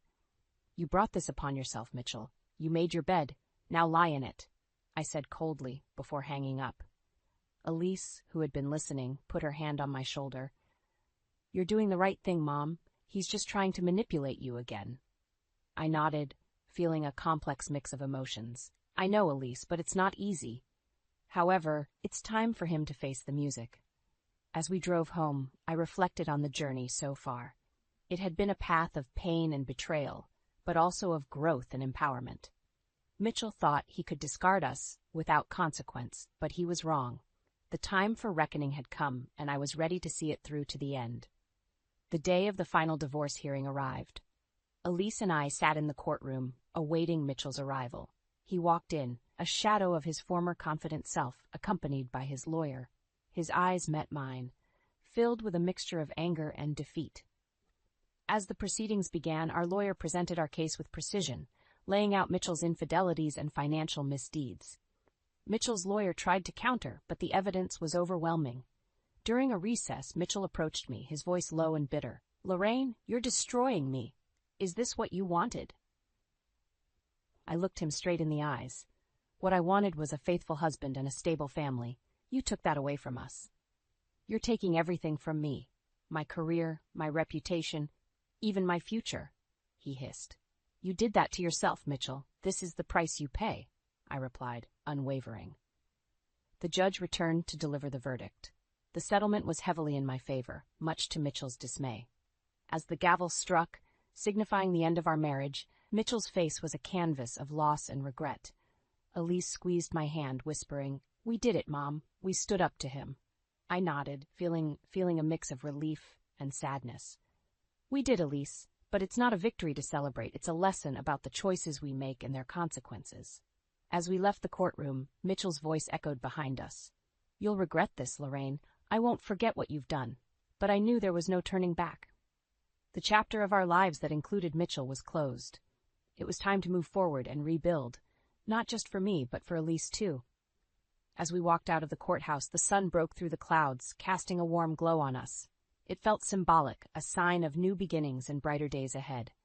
Elise looked up at the sky, then at me. What now, Mom? Now, we start a new chapter, Elise. One where we are in control of our own story, I said, a sense of hope rising in my heart. We stepped into the sunlight, leaving the shadows of the past behind. The road ahead was uncertain, but I knew that as long as Elise and I were together, we could face whatever came our way. Why is my bank account nearly empty? This can't be right. I stared at my phone in disbelief. This morning I had over $50,000 in my savings account. Money I'd been meticulously setting aside for years for my daughter's college education. Now, it showed a balance of barely $5,000. With shaking hands, I dialed my husband Everett's number. Everett, something's wrong. Most of the money in my savings account is gone. Did you transfer it somewhere for safekeeping or something? Oh yeah, about that. Everett sounded casual, nonchalant. I needed some cash quickly, so I borrowed from your account. Hope you don't mind. My mind reeled. You what? How much did you take? Around 40 grand or so. Hey babe, don't worry about it. I'll pay you back. How could you do this without talking to me? I fought to keep my voice steady. Elsie was playing nearby and I didn't want to alarm her. That money was untouchable for her college. You know that. Everett sighed loudly as if I was the one being unreasonable. Look, work's been really stressful and the guys wanted to go on a golf trip. I needed the cash. You stole my daughter's college fund for a golf trip? My shock quickly turned to anger. And you didn't think to discuss it with me first? I knew you'd overreact like this. It's just money, it comes and goes. I'll replace it in a few months once this deal goes through. Everett spoke casually, as if borrowing tens of thousands of dollars without permission was no big deal. I took a deep breath, trying to calm myself before responding. No, Everett, it's not just money. That was Elsie's future you took for a weekend getaway. I can't trust you anymore. Babe, come on, don't be like this. I could hear loud laughter in the background as if he was at a resort bar. My blood boiled. Listen carefully. You have betrayed my trust in the worst possible way. Consider this the end of our marriage. I'll be speaking to a lawyer, and you better believe I'll fight for full custody of Elsie. Whoa, Cadence, no need to go that far. Everett's tone finally turned serious. You should have thought of that before you decided to steal our daughter's future for a vacation with your buddies, I shot back. I've put up with your selfishness for years, but this is unforgivable. We're done. I ended the call, hands shaking with anger and disbelief. How could he be so callous, so irresponsible? Elsie bounded over, her smiling face still untouched by the turmoil brewing in her family. I pulled her into a tight hug. I promise I'll fix this, sweetheart, I whispered. Your future is still bright, no matter what. I had to talk to someone, but my parents were touring Europe, and my friends always took Everett's side. My mind turned to Julian, my closest friend from high school, who I hadn't spoken to in years. Maybe it was the comfort of happier times, but I suddenly felt the urge to call him. To my surprise, he picked up on the second ring. Julian Watts here. Jules, it's me. I paused. It's Cadence. Cadence. He sounded genuinely excited to hear from me. We spoke for an hour, reminiscing about old times. Turned out he'd gone through a messy divorce himself. Talking to Julian felt like sunlight breaking through the clouds. For the first time that day, I didn't feel quite so alone. I knew this was only the beginning. A battle loomed ahead. Lawyers, custody arrangements, asset divisions. But I finally felt ready to stand up for myself. For Elsie. It had been 2 weeks since I had walked out on Everett, and my life felt like it was falling apart. Between meeting with lawyers, looking for a new apartment that I could actually afford, and trying to act normal for Elsie, I was overwhelmed and exhausted. I decided to take Elsie to the cafe I owned, hoping that being there would lift my spirits. As soon as we walked in, I noticed a familiar face at one of the tables. It was my old friend Julian, the one I had reconnected with after finding out about Everett's betrayal. Sitting across from him was a young girl around Elsie's age, who I guessed must be his daughter. Julian's face lit up when he saw us. Cadence, what a nice surprise. I waved and brought Elsie over to say hello. Julian, I didn't know you came here. This is my daughter, Elsie. Elsie gave a shy wave. Julian gestured to the girl next to him. This is my daughter, Mia. We just moved back to the area last month. Mia and Elsie seemed to hit it off instantly, chatting excitedly about arts and crafts. I envied their simple joy. Julian must have noticed the stress on my face. Why don't you join us for a coffee? He offered. The girls can do some coloring. I hesitated briefly, then decided it would be nice to sit with a friendly face. I got us some drinks, while Julian set the girls up with paper and crayons. So, how are you holding up? Julian asked gently once I sat down. I sighed. Honestly, it's been rough. I feel like this divorce is tearing my life apart, and all I can think about is making sure Elsie doesn't get hurt in the process. Julian nodded sympathetically. I remember feeling the same way when Mia's mom and I split. The logistics can be overwhelming. I shook my head. It's more than just logistics. Everett violated my trust in the worst possible way. He stole Elsie's college fund behind my back. I'll never forgive him for that. Just saying the words out loud rekindled my anger. Whoa, that's awful, Julian said, his eyes wide. I'm so sorry he betrayed you like that. His sincere sympathy meant more than he realized. I hadn't been able to confide fully in anyone else. Talking to Julian just felt easy, comforting. For a moment, the chaos of my life quieted. Julian reached over and put his hand on mine. You're strong, Cadence, and clearly an amazing mom. Elsie is lucky to have you fighting for her future. I blinked back grateful tears, touched by his faith in me. With everything collapsing around me, his steadfast friendship gave me hope. Maybe I would get through this after all. We sat chatting for another hour, the conversation flowing easily between us. Being around Julian and Mia, laughing over shared memories and simple joys, made me feel lighter than I had in weeks. Like maybe there was still goodness left in this world. As we got up to leave, Julian pulled me into a warm hug. Stay strong, he said softly, and call me if you ever need anything. I'm here for you both. Driving home with Elsie babbling happily in the back seat, I realized something surprising. I hadn't stopped smiling since we left the cafe. For the first time in forever, I felt optimistic about the future. After my run-in with Julian, I felt re-energized to take control of my life. I found us a small but cozy apartment that I could afford on my own. No need to rely on Everett anymore. Of course, that was easier said than done. Everett continued his lavish lifestyle, spending recklessly, while I scraped to make ends meet. I knew I had to confront him. When Everett came to pick up Elsie for his scheduled weekend visitation, I steeled myself for a difficult conversation. "We need to talk about money," I said, getting straight to the point. "With our split finances, I'm struggling to pay the bills and legal fees." Everett shrugged. "Not my problem. Get a better lawyer." I clenched my fists. "It is your problem. You owe it to Elsie to pay your share." Rolling his eyes dramatically, Everett snatched his debit card from his wallet and waved it in my face. "Yeah, this baby still works just fine, thanks. Ran it up on a new TV and sound system last week." I saw red.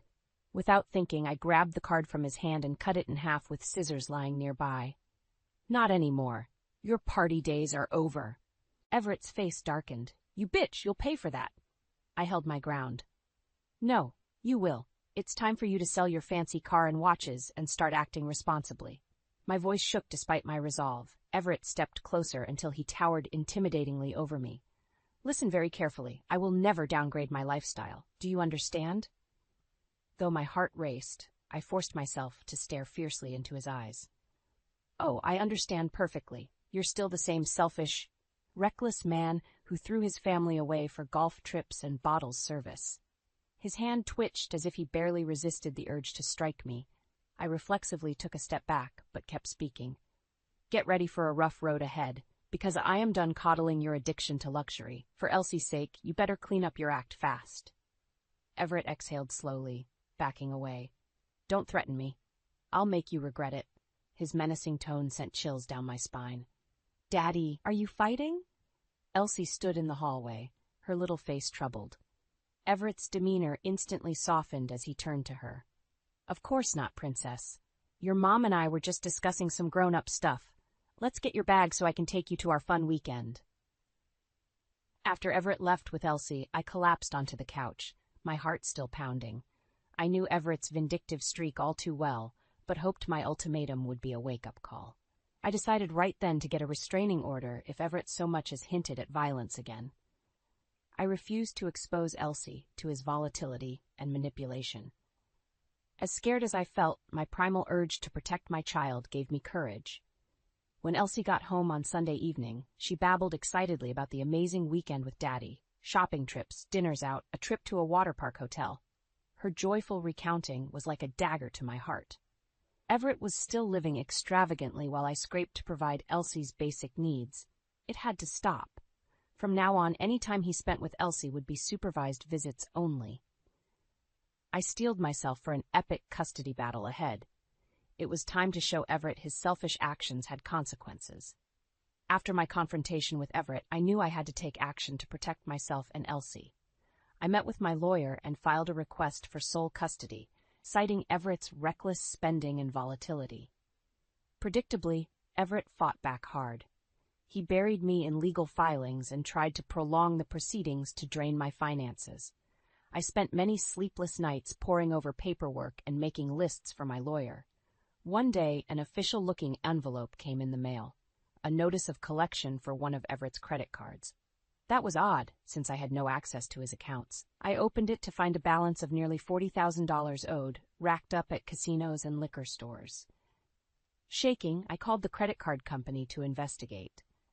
"Can you tell me the details of the charges on this account?" I asked. "Let's see. There are multiple large charges over the past 2 months at Hollywood Casino, plus thousands at liquor stores and bars," the rep informed me. My heart sank. Everett had a gambling problem too? And he was drinking heavily? I knew he was selfish with money, but this was dangerous. Furious, I called Everett. "I got a collection notice today," I said without preamble. "You have a secret gambling addiction too?" "That's none of your business," Everett hissed. "Stay out of my finances." I barreled on. "It is my business when it affects Elsie. You need help, Everett." He scoffed. "The only thing I need is for you to stop harassing me. This conversation is over." The line went dead. Over the next few days, I couldn't stop thinking about what else Everett could be hiding. While Elsie was at a sleepover, I sneaked into the house we once shared and went through Everett's home office. Rifling through his drawers, I unearthed piles of past-due bills, bank statements riddled with overdraft fees, and letters from collection agencies. The extent of his deceit left me reeling. Just then I heard the front door open. Panicked, I shoved the papers back in the drawer and turned to find Julian standing there looking concerned. "Cadence, are you okay?" he asked. The door was unlocked. "Julian, what are you doing here?" I said shakily. He held up a bag. "You mentioned needing some tools. I was dropping them off for you." His brow furrowed as he took in the scene, the open drawers, my disheveled state. "What's going on?" I sank onto the couch and told him everything, the credit cards, gambling losses, all Everett's lies. Julian listened intently, his expression a mix of shock and compassion. "I'm so sorry you're dealing with this," he said, squeezing my hand supportively. "Everett clearly has issues he needs help for, but the most important thing is you and Elsie's safety." I nodded, wiping away tears. Julian gave me a gentle hug. "You're not facing this alone anymore," he said. "I'll always have your back." Leaning into his embrace, I allowed myself a moment of vulnerability. Julian's steadfast loyalty gave me the strength I would need for the tough road ahead. With him by my side, I could face anything, even my deceitful, troubled husband. The custody battle raged on. Everett's lawyers kept angling for delays, trying to drag things out until I ran out of money. Meanwhile, Everett maintained his lavish lifestyle without a care. After the kids' soccer game one Saturday, I noticed Everett looking disheveled, with dark circles under his eyes. His speech was rambling, erratic. I pulled Julian aside with concern. "Everett seems really on edge," I told him. "I'm worried about him having unsupervised time with Elsie in this state." Julian nodded. "I noticed that too. He seems more volatile than usual. What if he's drinking or gambling again, or worse?" I bit my lip anxiously. The possibilities troubled me deeply. "I have an idea." Julian hesitated before continuing. "I wasn't sure if I should mention this, but a friend saw Everett at a casino multiple times last week. He was there all night, drinking heavily." My heart dropped. He lied, of course he did. I shook my head bitterly. This was my worst fear confirmed. Julian placed a supportive hand on my shoulder. "I'm so sorry, Cadence, but you're doing the right thing, fighting for full custody. Everett shouldn't be near Elsie unsupervised until he gets help." Overwhelmed and distraught, I called my lawyer on the drive home and demanded she file for sole physical custody immediately. I had to take drastic measures before Everett's addictions and poor choices further endangered my daughter. Predictably, Everett did not take the news well when he was served the next day. He showed up at my door, reeking of alcohol, pounding and yelling until I threatened to call the police. As I shielded a trembling Elsie, I knew I could never back down. At the next court hearing, Everett's lawyer accused me of making up baseless claims about gambling and substance abuse. But this time, I was ready. Julian and other witnesses came forward about Everett's reckless behavior. The judge ordered an immediate drug and alcohol evaluation. When the results showed multiple violations, the judge finally granted my sole physical custody request. Everett would only have supervised visitation until he could demonstrate rehabilitation. Everett gave me a look of pure hatred as he stormed out of the courthouse. "You'll regret this," he spat venomously. But for once, I didn't feel intimidated by his threats. Justice had prevailed. That night, Elsie and I snuggled on the couch, eating ice cream in celebration. "I'm so proud of you, Mommy," she said. My heart swelled with love and relief.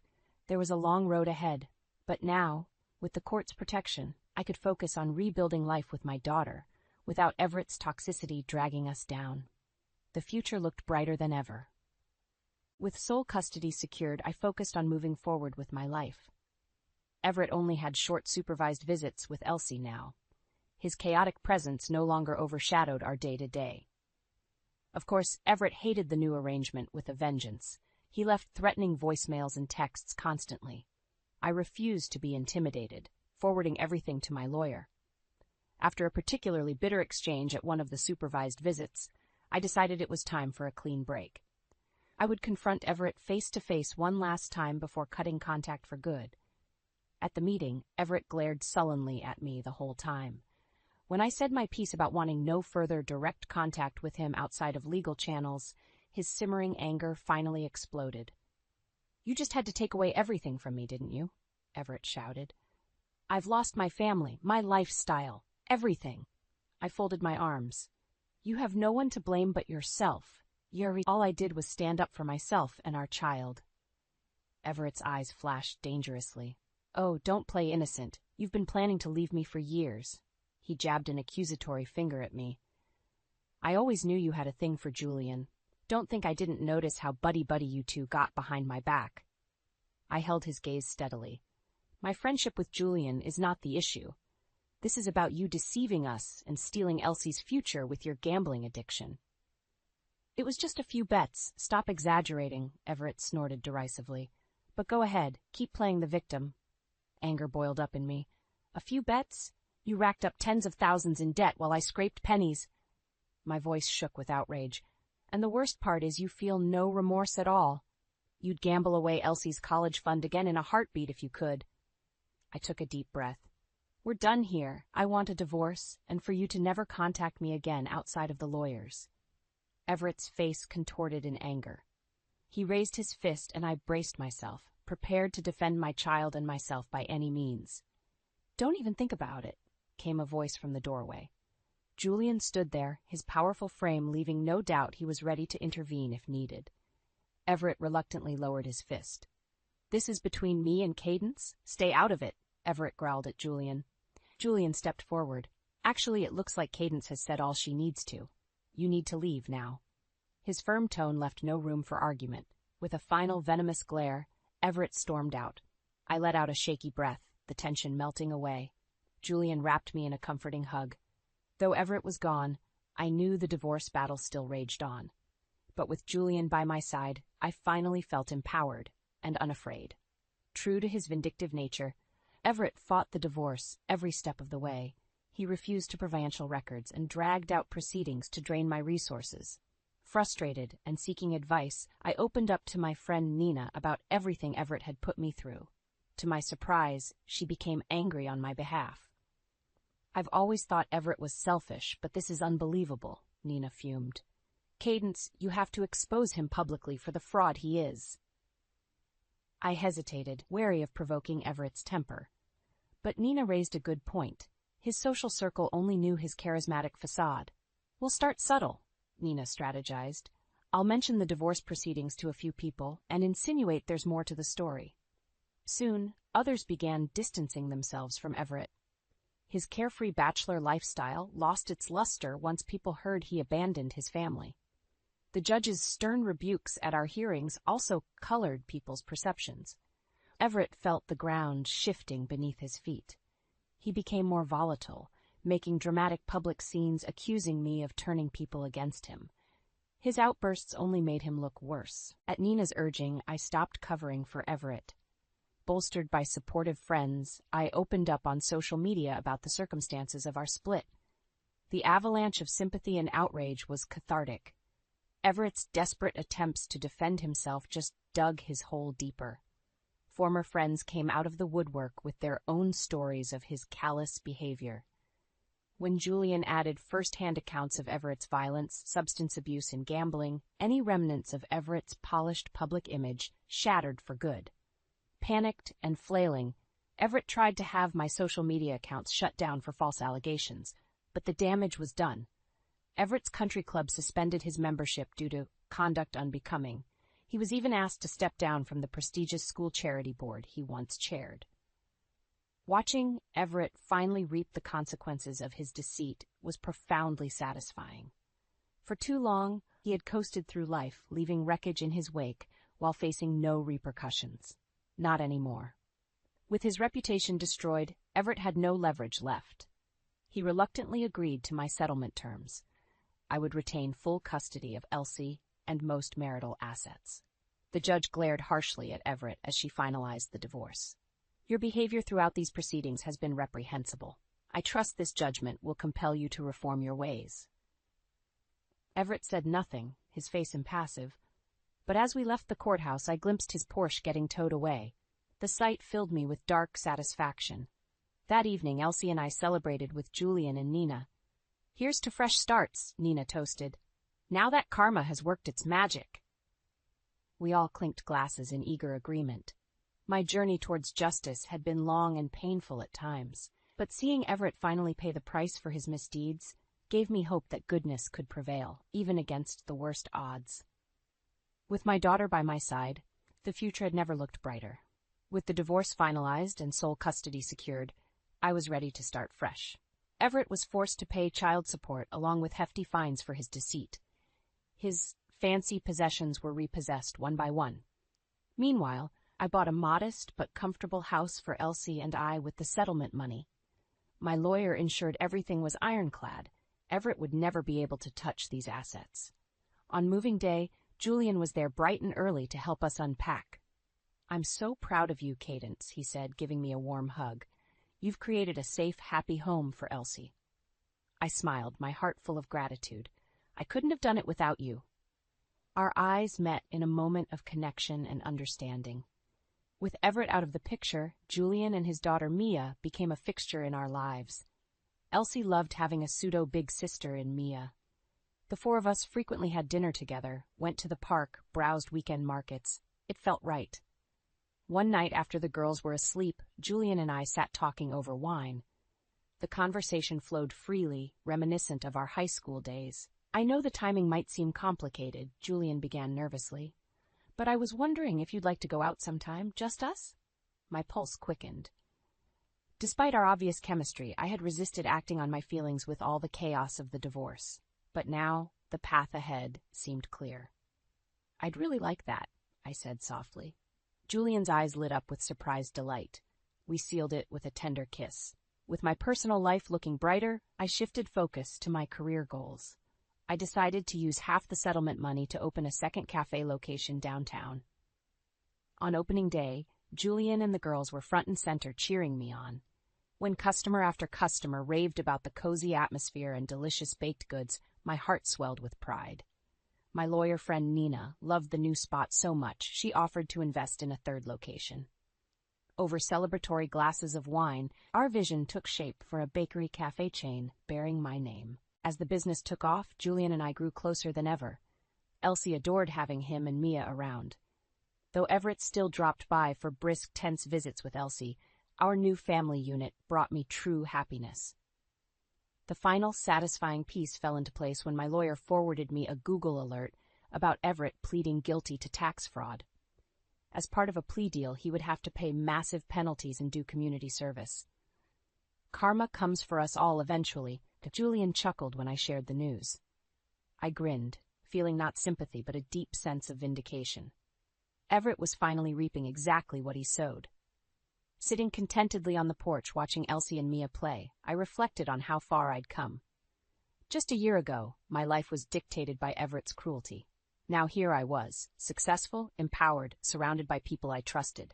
I was filled with profound gratitude for this second chance at life. With a smile on my face, I embraced the bright future ahead. "Anna, this is not what I expected for dinner." Edward's voice cut through the silence of our dining room, sharp and disapproving. I looked up from the modest meal I had prepared, feeling a familiar knot of anxiety in my stomach.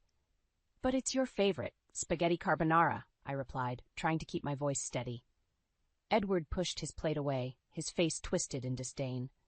"I expected something more elaborate, especially now that you're just working part-time." "Honestly, Anna, what do you do all day?" I felt a sting of hurt at his words. Since marrying Edward, my life had revolved around his needs and expectations. Reducing my successful career to a part-time job was a sacrifice I made for our marriage, a decision he had insisted on. "Edward, I've been busy with the house, and I thought you liked this dish," I said, my voice barely above a whisper. He scoffed, leaning back in his chair. "Well, clearly your part-time job is making you lose touch with how to please your husband. Maybe you need to rethink your priorities." The room grew heavy with his words, a painful reminder of the control he wielded over my life. It wasn't always like this. Once, Edward was the charming man who swept me off my feet, a seemingly perfect partner. But now, seated across from me, he was a different person, critical, demanding, and endlessly cold. I tried to push back the memories of better days. They felt like a distant dream, overshadowed by the reality of our strained, one-sided marriage. A marriage where my efforts were invisible, and my existence seemed to serve only his comfort and ego. As I cleared the table, Edward's phone pinged with a message. Curiosity got the better of me, and I glanced at the screen. My heart skipped a beat as I read the preview of the message. Can't wait for tonight, L. A surge of emotions washed over me. Confusion, betrayal, anger. But I couldn't confront him, not yet. I needed to know more, to understand the extent of the deception I was living in. And so, with a heavy heart, I carried on with the evening, the weight of my discovery pressing down on me like a physical burden. The next morning, I awoke to the sound of Edward's voice, sharp and demanding. Anna, where are my blue socks? The ones I specifically asked you to wash for today. I hurried to the bedroom, finding him rummaging through the drawer with growing impatience. I'm sorry, Edward. They must be in the laundry. I can find another pair for you. Another pair?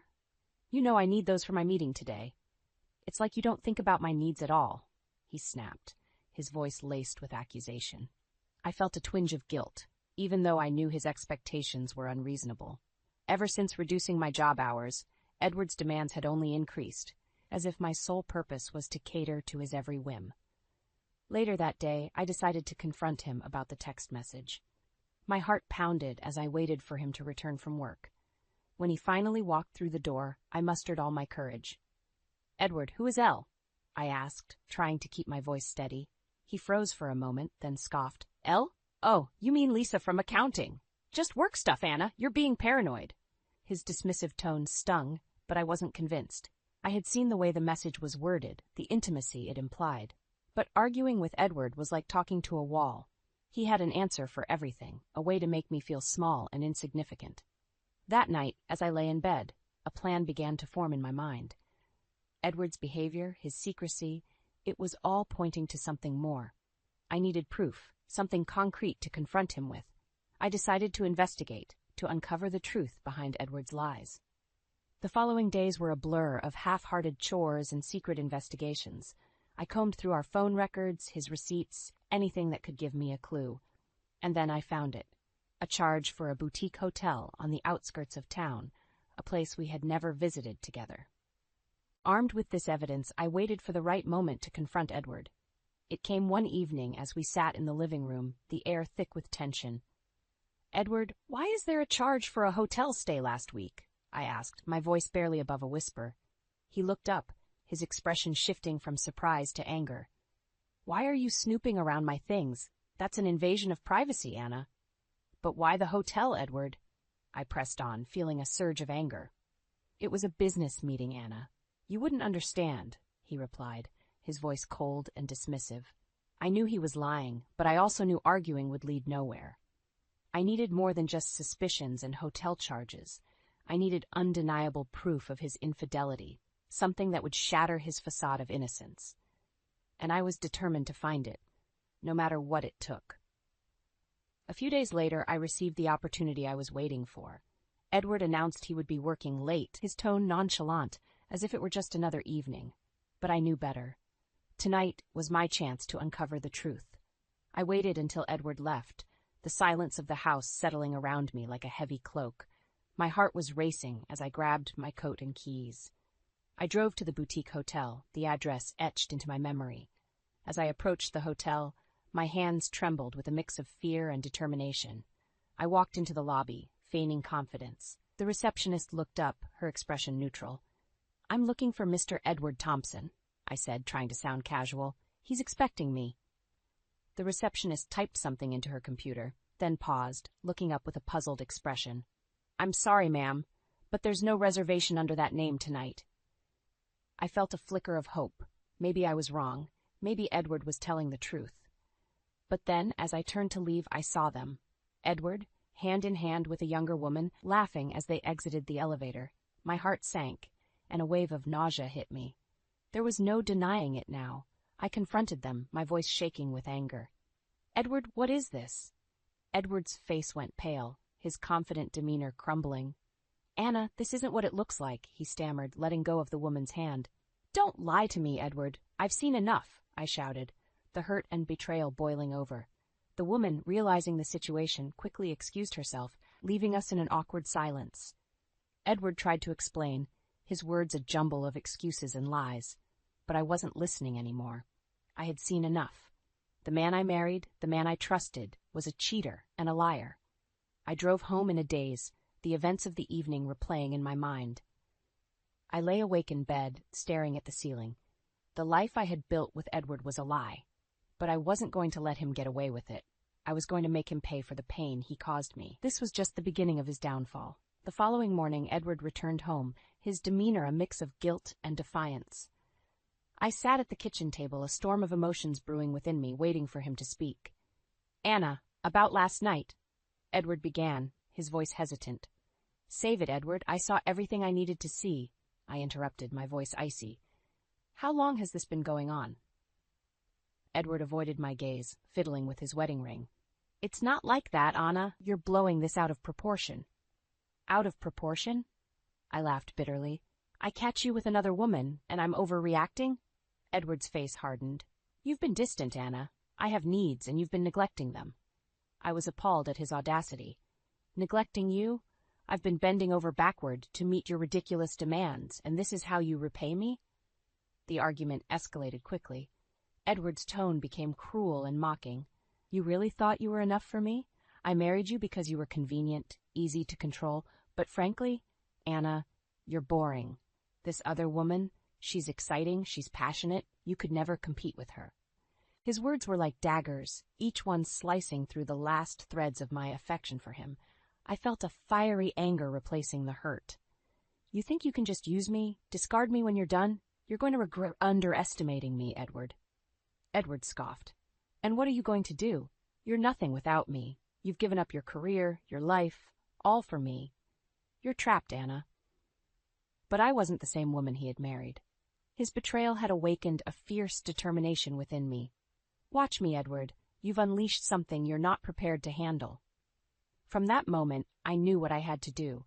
Edward had humiliated and belittled me, but I wasn't going to be his victim any longer. I was going to expose him for the fraud he was, take back control of my life, and ensure he paid dearly for his deceit and cruelty. The days that followed were a blur of activity. I gathered evidence of his infidelity, consulted a lawyer, and began putting together a plan to dismantle the life of lies Edward had built. I was no longer the passive, accommodating wife he thought he had subdued. I was a woman scorned, fueled by betrayal, and I was going to make sure Edward Thompson regretted the day he underestimated me. My heart pounded with a mix of fear and determination as I faced Edward in our living room, a stack of photographs and documents in my hands. These were the weapons I had gathered to dismantle his facade of innocence. "Edward, did you think you could keep your affairs hidden forever?" I asked, my voice steady despite the turmoil inside me. He looked at me, a flicker of unease crossing his face. "Anna, what are you talking about?" I threw the photographs on the table. They showed Edward with the other woman, intimate and unguarded. His face turned pale as he picked them up, his usual composure crumbling. This is a misunderstanding," he stammered, but his voice lacked conviction. "A misunderstanding?" I laughed coldly. "I think it's pretty clear what's going on here. You've been lying to me, cheating on me, and I have proof." Edward's expression shifted from shock to anger. "You've been spying on me? Invading my privacy? Privacy? What about my dignity, Edward? What about the vows we made?" I shot back, my anger boiling over. "You've made a fool of me, but I'm not going to sit back and take it." I watched as Edward's arrogance deflated, replaced by a desperate attempt to regain control. "Anna, listen, we can work this out. I made a mistake, but that's all it was. A mistake. But I was done listening to his lies. No, Edward, this is the end. I want a divorce, and I'll make sure everyone knows exactly who you are and what you've done." Edward's eyes widened in panic. "You wouldn't dare. Think about our reputation, our social standing." "Our reputation? You should have thought about that before you betrayed me," I said firmly. "I'm going to take everything from you, Edward. Your reputation, your comfort, your peace of mind. You're going to pay for what you've done." The realization dawned on him that I was serious, and a look of utter defeat washed over his face. I had him cornered, and there was no way out for him.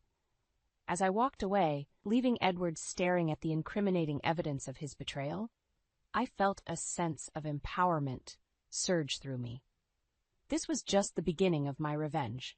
I was going to reclaim my life, and Edward was going to rue the day he decided to deceive me. The final confrontation with Edward was more than just a clash of words. It was the turning point where I took back control of my life. The following weeks were a whirlwind of legal proceedings and emotional turmoil, but I stood my ground, fueled by a sense of justice and retribution. One evening, as I sat in the now too quiet living room, Edward came in, looking defeated. The divorce papers were in his hands, a symbol of our shattered life together. "Anna, please, let's think about this. We can start over," he pleaded, his voice lacking its usual command. I looked at him, the man I had once loved, now a stranger filled with desperation. "Start over? After everything you've done? There's no going back, Edward." "But I love you, Anna. I made a mistake, but I can change," he insisted, his eyes searching for any sign of the affection I once had for him. "Love? Your actions showed anything but love, Edward. It's too late for apologies or promises. You've shown me who you really are, and I can't unsee that," I said firmly. As he realized that his pleas were futile, his demeanor changed, revealing the bitterness and resentment he had kept hidden. "Fine, have it your way, but you'll regret this, Anna. You think you can survive without me?" I felt a surge of confidence as I met his gaze. "Survive? Edward, I will thrive. I don't need you to define my worth or dictate my happiness. I'm done being your puppet." With that, I signed the divorce papers, a symbolic act of liberation. Edward took them, his hands trembling slightly, and left without another word. In the weeks that followed, Edward's world unraveled. The truth about his affairs and deceit became public, tarnishing his once impeccable reputation. He lost the respect of his peers, and his career took a nosedive. The man who once held himself with such pride was now a shadow of his former self, broken by the consequences of his own actions. As for me, I emerged from the ordeal stronger and more determined. I rebuilt my career, reconnecting with old colleagues and taking on new challenges. The experience had taught me the value of self-worth and the strength that lies in standing up for oneself. In the end, Edward got what he deserved, a life filled with regret and isolation. And I found freedom and a new beginning, free from the chains of a toxic marriage. I had risen from the ashes of our broken relationship, ready to face the world on my own terms.